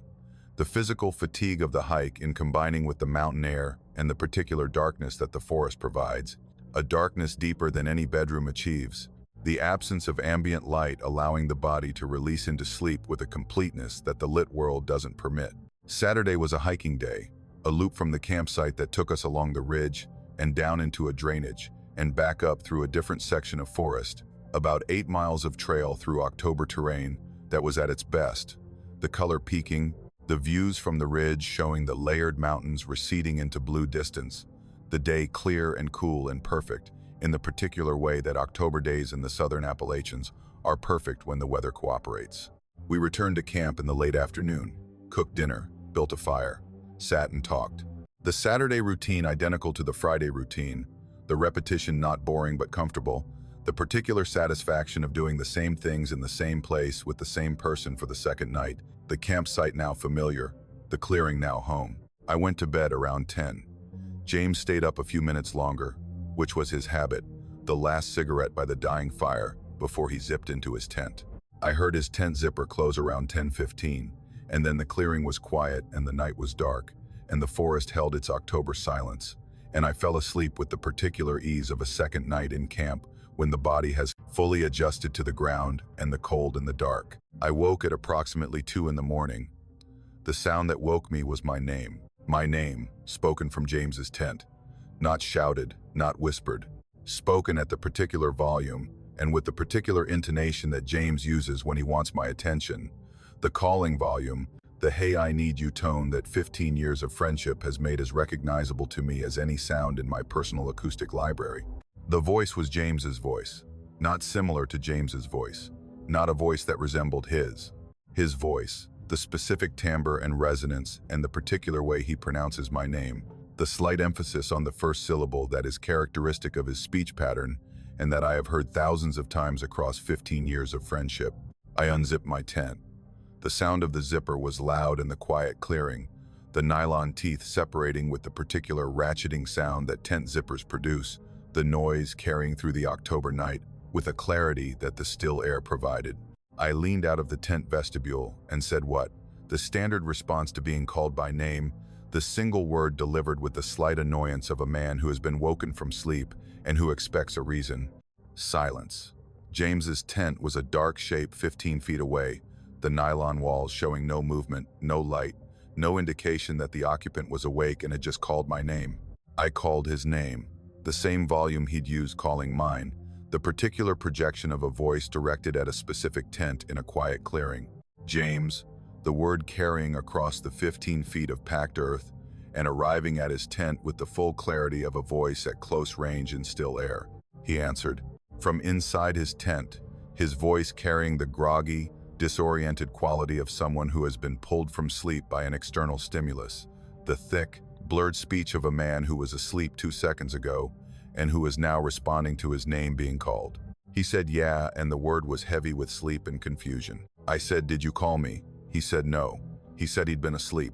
He said he'd heard me call his name, which was why he'd answered. I processed this in the particular silence that followed, the 15 feet of dark clearing between our tents holding the information that neither of us was ready to assemble into a conclusion. He had heard me call his name. I had heard him call my name. Neither of us had called. Something had called to me in James's voice, and something had called to him in my voice. In the same moment or in moments so close together that the sequence was indistinguishable from simultaneity, something in the clearing between our tents had produced 2 sounds, my name in James's voice and James's name in my voice, the reproductions accurate enough to be indistinguishable from the originals by 2 people who had been hearing each other's voices for 15 years. I got out of my tent. James got out of his. We stood in the clearing in the October dark, 15 feet apart, and we looked at each other, and we looked at the space between us, and the space showed nothing. Packed earth, scattered leaves, the dead fire ring, the October night holding its normal darkness, The forest on every side showing only the dark mass of trees and the canopy and the particular impenetrability of a forest at night when the headlamps are off and the eyes are adjusting to the moonlight that filtered through the canopy in fragments. James said that was your voice. He said it with the careful pronunciation of a man who is reporting an observation that he trusts and that he needs me to confirm. That was your voice, the exact way you say my name, the exact volume, the exact tone. I said it was your voice, the exact way you say my name. We stood in the clearing and we processed the particular impossibility of what had just happened. Something had listened to us. Over the course of 2 days of camping, the conversations and the calls, and the particular way that each of us used the other's name in the normal course of a camping trip, the "Hey James, hand me the pot," and the "James, look at that hawk," and the casual, frequent use of names that close friends produce when they're spending time together. Something had listened and had learned and had reproduced both of our voices with enough fidelity that neither of us could distinguish the reproduction from the original. The forest was dark around us. The clearing was maybe 30 feet across, and the tree line began at the edges, and the darkness beyond the tree line was absolute. The particular Nantahala darkness that the dense forest produces when the canopy blocks the moonlight and the interior of the forest is as dark as a room with the lights off.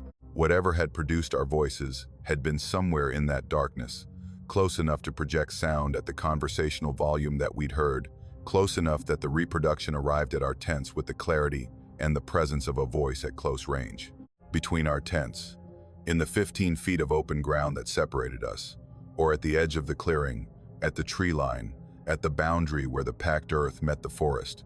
Somewhere close enough that a voice at normal volume would arrive at both tents with the immediacy that we'd experienced. The sound reaching us without the diminishment of distance, without the diffusion that open space produces. The voice present and near, and carrying the particular intimacy of a sound produced by someone who is standing close. We did not go back to our separate tents. James came to mine and we sat inside together, 2 grown men in a 2-person tent, with the doors zipped and the headlamps on, and the particular vulnerability of people who are hiding from something they can't see, in a shelter that provides no actual protection, the nylon walls of the tent, a barrier that a child could breach and that we huddled behind anyway, because the alternative was the clearing and the darkness and the proximity to whatever had used our voices. We listened. For the remaining hours until dawn, we sat in the tent and we listened to the clearing and the forest around it, with the focused attention of 2 people whose auditory system had been weaponized against them, the ears now an enemy, because the ears had been fooled, and because anything they heard could be another reproduction, another mimicry, another voice that sounded exactly like someone we knew, and that was not produced by anyone we knew. The voice did not come again. The clearing held its silence through the remaining hours of darkness, the forest producing only its normal sounds, the owls in the wind and the occasional rustle of something small in the leaf litter, the acoustic environment returning to its baseline after the single disruption that had shattered our ability to trust it. Dawn came. We packed in the gray light of early morning, the camp broken down with the efficiency of 2 people who are leaving and who are not planning to return. We hiked the 2 miles to the trailhead without speaking, the silence between us. Not the comfortable silence of friends who don't need to talk, but the specific silence of 2 people who are thinking about the same thing and who are not ready to discuss it. We talked about it in the car, on the drive home, with the windows up and the heater on, and the distance between us and the clearing increasing with every mile. James asked me if I was sure, if the voice I'd heard was really his, if there was any possibility that I'd been dreaming, or that the sound had been produced by an animal or by any source other than what it had sounded like. I said it was your voice. Exactly your voice, the way you say my name, the way you've said it 1,000 times. He said the same thing, my voice, the way I say his name, exact, indistinguishable. Something in the Nantahala can reproduce a human voice well enough to deceive a person who has been hearing the original for 15 years. Something that listens to the way we speak and learns the particular characteristics of our voices and uses them at 2 in the morning to call us out of our tents into a clearing in the dark. We didn't go out. That's the thing that I returned to. We unzipped our tents and we spoke through the nylon, but we didn't walk into the clearing, didn't stand in the 15 feet of open ground between our tents where the voice had been produced. The instinct that kept us in the tents was the instinct that recognized the voice for what it was, not communication, but lure, not a friend calling, but something else calling in a friend's voice. The mimicry designed to draw us out and into the open where the darkness and the forest edge and the proximity of whatever had learned our voices would converge on two men standing in a clearing at 2 in the morning. We didn't go out, and in the morning we left, and the clearing is still there, and the trail still passes it, and the forest still surrounds it on every side. And something in that forest knows how James says my name and how I say his. And it holds those sounds the way it holds everything else, in the dark, in the trees, patient and accurate, and waiting for the next voices to learn, and the next names to call in, the particular tone that will make the listener unzip their tent and step out into the clearing, and the darkness, and the space between the tents, and whatever waits there. The Dolly Sods Wilderness sits on the Allegheny Plateau in the eastern highlands of West Virginia, at an elevation that produces conditions more consistent with southern Canada than with the mid-Atlantic. The particular combination of altitude and exposure and latitude, creating an environment on the plateau that is windswept and cold, and that supports vegetation communities, the sphagnum bogs and the red spruce and the heath barrens, that belong to a climate zone hundreds of miles to the north. The plateau is high, mostly above 4,000 feet, and it is exposed. The terrain open enough in places that the wind crosses the landscape without the interruption that forest provides in the lower elevations. The particular quality of exposure that makes the Dolly Sods feel like a place that exists at a higher latitude than its coordinates indicate, a pocket of northern climate trapped on a West Virginia mountaintop by the particular geography that the Alleghenies produce at their highest points. I've been backpacking the Dolly Sods for 7 years, drawn by the particular quality of wildness that the area produces. The landscape so different from the forested hollows that characterize most of West Virginia that hiking on the plateau feels like entering a different region entirely. The terrain open and rolling, the vegetation stunted by wind and cold, the views extending for miles in every direction across a landscape that is simultaneously beautiful and hostile. The beauty of the bogs and the barrens and the rocky outcrops contrasted with the hostility of the weather that the plateau produces, with an abruptness that can convert a pleasant October afternoon into a survival situation within an hour. November is not a month that most people choose for the Dolly Sods. The plateau in November is cold. Not the moderate cold of a Virginia fall, but the committed cold of an Appalachian winter arriving early at elevation. The temperatures routinely dropping into the teens at night, the wind chill pushing the effective temperature below zero on exposed sections. The particular cold that the plateau produces when the November systems move through and the sky closes and the wind picks up and the terrain offers no shelter because the terrain is the plateau and the plateau is the exposure and the exposure is the point. We went in November because my hiking partner Aaron and I share the particular preference for empty places that November provides. The trails deserted, the wilderness holding the stillness that the summer crowds displace. The Dolly Sods reduced to its essential character when the hikers are gone, and the landscape belongs to the wind and the weather and whatever else occupies the plateau in the months when humans decide that the conditions are too uncomfortable to justify the visit. November of 2022. A Friday, starting from the trailhead at Bear Rocks around 9 in the morning, the sky overcast with the low, heavy clouds that November produces on the plateau, the temperature at the trailhead reading 29 degrees on the thermometer I carry, the wind moderate, the conditions cold but manageable for two experienced backpackers carrying the gear that November in the Dolly Sods demands, the four-season tents and the winter sleeping bags and the insulating layers, and the particular weight of equipment that cold weather camping adds to a pack that is already heavy with food and water. The hike was 6 miles, descending from the plateau into a drainage on the eastern side, a route that dropped from the open barrens into a forested hollow where a creek ran through terrain that was sheltered from the wind by the ridges on both sides. The trail showed no recent traffic, no boot prints in the mud, no disturbance of the leaf litter that covered the tread, the particular undisturbed surface of a trail that has not been walked on in weeks, the fallen leaves and the debris accumulating in a layer that records the absence of human passage with the same fidelity that it would record the passage if someone had walked through. We were alone. The trailhead parking area had been empty. The trail was empty. The wilderness was operating in its November mode. The human element subtracted, the landscape holding only itself and the weather and the particular emptiness that the Dali Sods produces when the season turns cold enough to discourage everyone except the people who are specifically looking for the cold.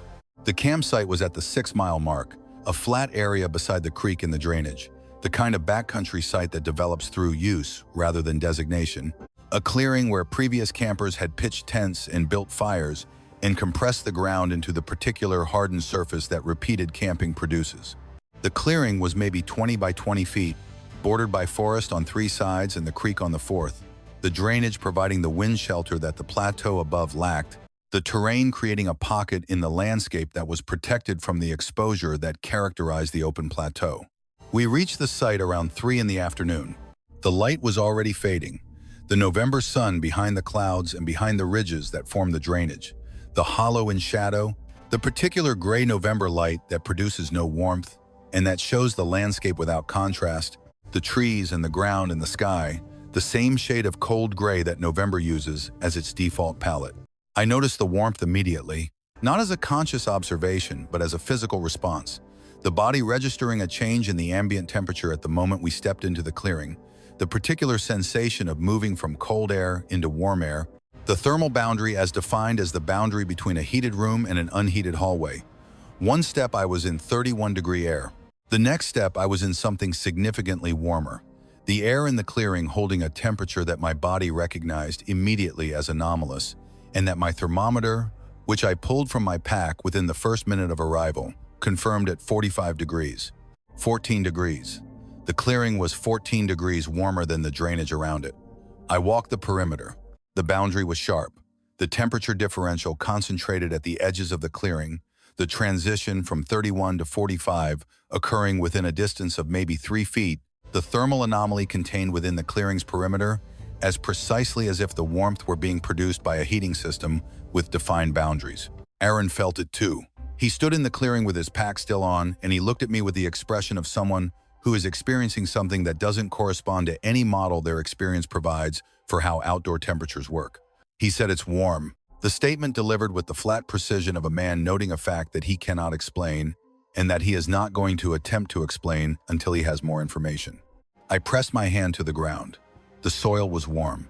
Not the surface warmth that sun exposure produces on soil, which the November overcast would not have created.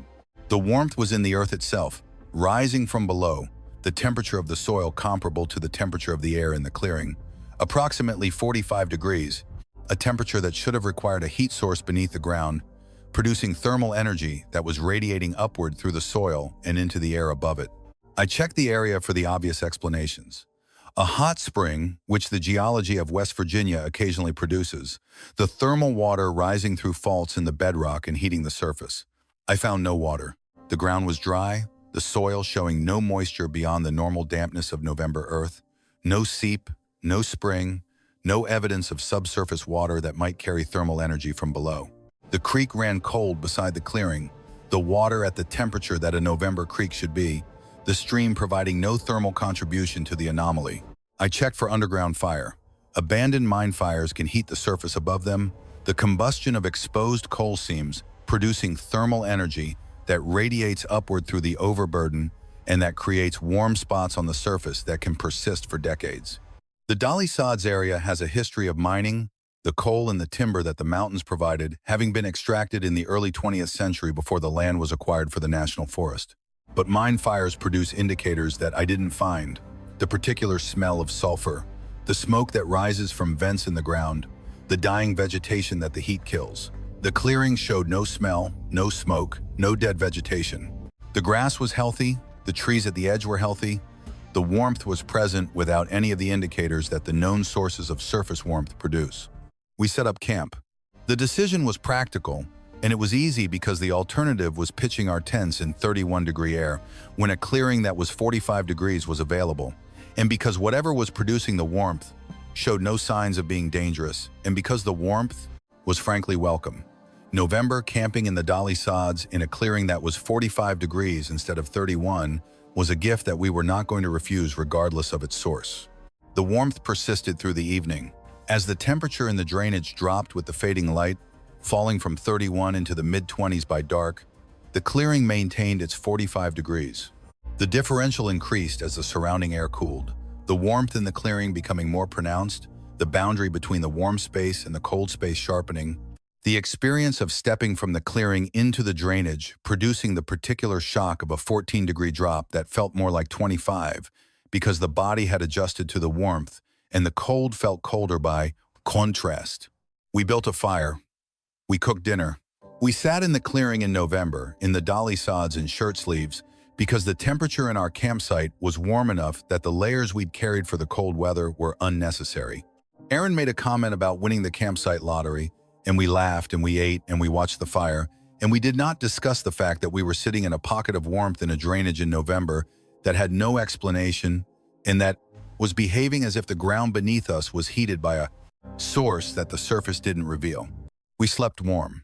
Not the warmth of good sleeping bags and good pads, and the insulation that winter camping gear provides. Warm. The tent was warm. The air inside the tent was warm enough that I slept with my bag partially unzipped. The November night outside the clearing dropping into the teens, while the air inside the clearing held its 45 degrees with the steady consistency of a thermostat maintaining a set point. I woke once in the night, around 2 a.m., the particular wakefulness that backcountry camping produces when the body checks in with the environment. The clearing was warm. The air outside the tent fly was warm. I could hear the wind in the trees beyond the clearing, the November wind carrying the cold of the plateau down the drainage, and the wind entered the clearing and was warm by the time it reached the tent.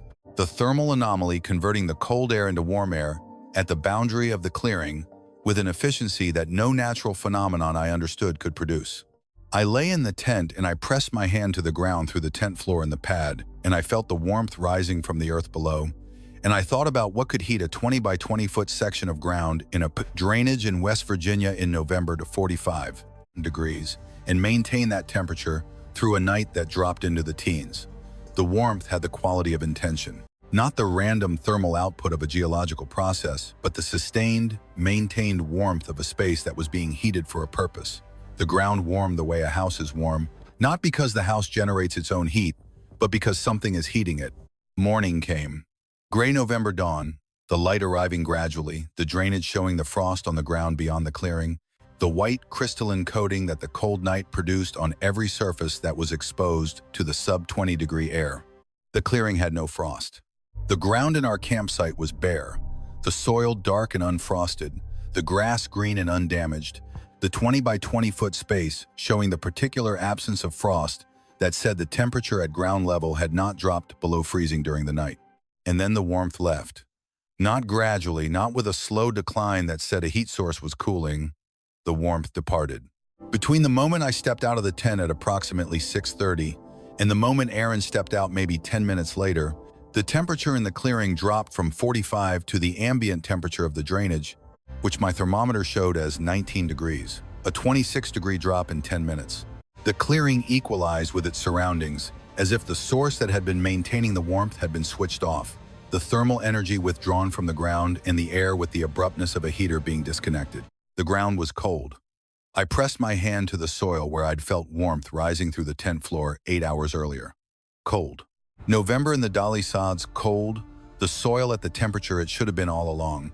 The warmth gone from the earth as completely as it was gone from the air, the clearing returning to its proper November state with the finality of something that had been provided and that had been taken back.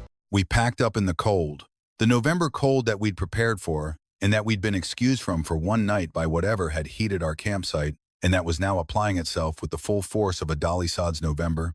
The wind and the temperature and the exposure combining to remind us that the warmth had been an anomaly and that the cold was the reality and that the anomaly was over. I've been back to that site. Twice, both in cold weather, both looking for the warmth. The site is cold. Normal cold. The temperature matching the drainage. The ground at air temperature. The clearing holding no thermal anomaly. The campsite performing as a campsite in the dolly sods in cold weather performs, which is cold. The warmth was there for one night. The ground heated, the air heated, the clearing transformed into a pocket of comfort in a landscape that was otherwise hostile. The campsite warmed the way a bed is warm after someone has been lying in it. The particular residual warmth of a space that has been occupied by something that generates heat and that transfers that heat to the surfaces it contacts. Something was there, before we arrived and during the night and until the morning when it left. Something beneath the ground, or within the ground, or occupying the ground that produced enough thermal energy to heat a 20 by 20 foot clearing to 45 degrees in a drainage where the ambient temperature was 19, and that maintained that temperature through the night, and that withdrew the warmth when the morning came and whatever was producing it departed. The campsite was already warm when we arrived. Already. The word that implies a preceding condition, a state that existed before our arrival and that we entered rather than created. The warmth was there before us. For whatever had been producing it, the warmth was not for us. We arrived at a campsite that was warm because something had been warming it, and we slept in the warmth that something else had created. And in the morning, the something left and took its warmth with it, and the campsite was cold. We slept where something warm had been. In the impression it left in the ground. In the heat it left in the air. And in the morning it was gone. And the cold returned. And the dolly sods held its November, and the drainage held its frost, and the clearing held nothing but the memory of warmth that had no source and no explanation, and that I have never found again. The ground was warm. Something made it warm. And whatever that something was, it was there before we were, and it left after we did, and the campsite holds its secret the way the dolly sods holds all its secrets. In the cold. In the wind. In the particular November silence of a plateau that is older than the cold, and that knows things about warmth that the cold doesn't share.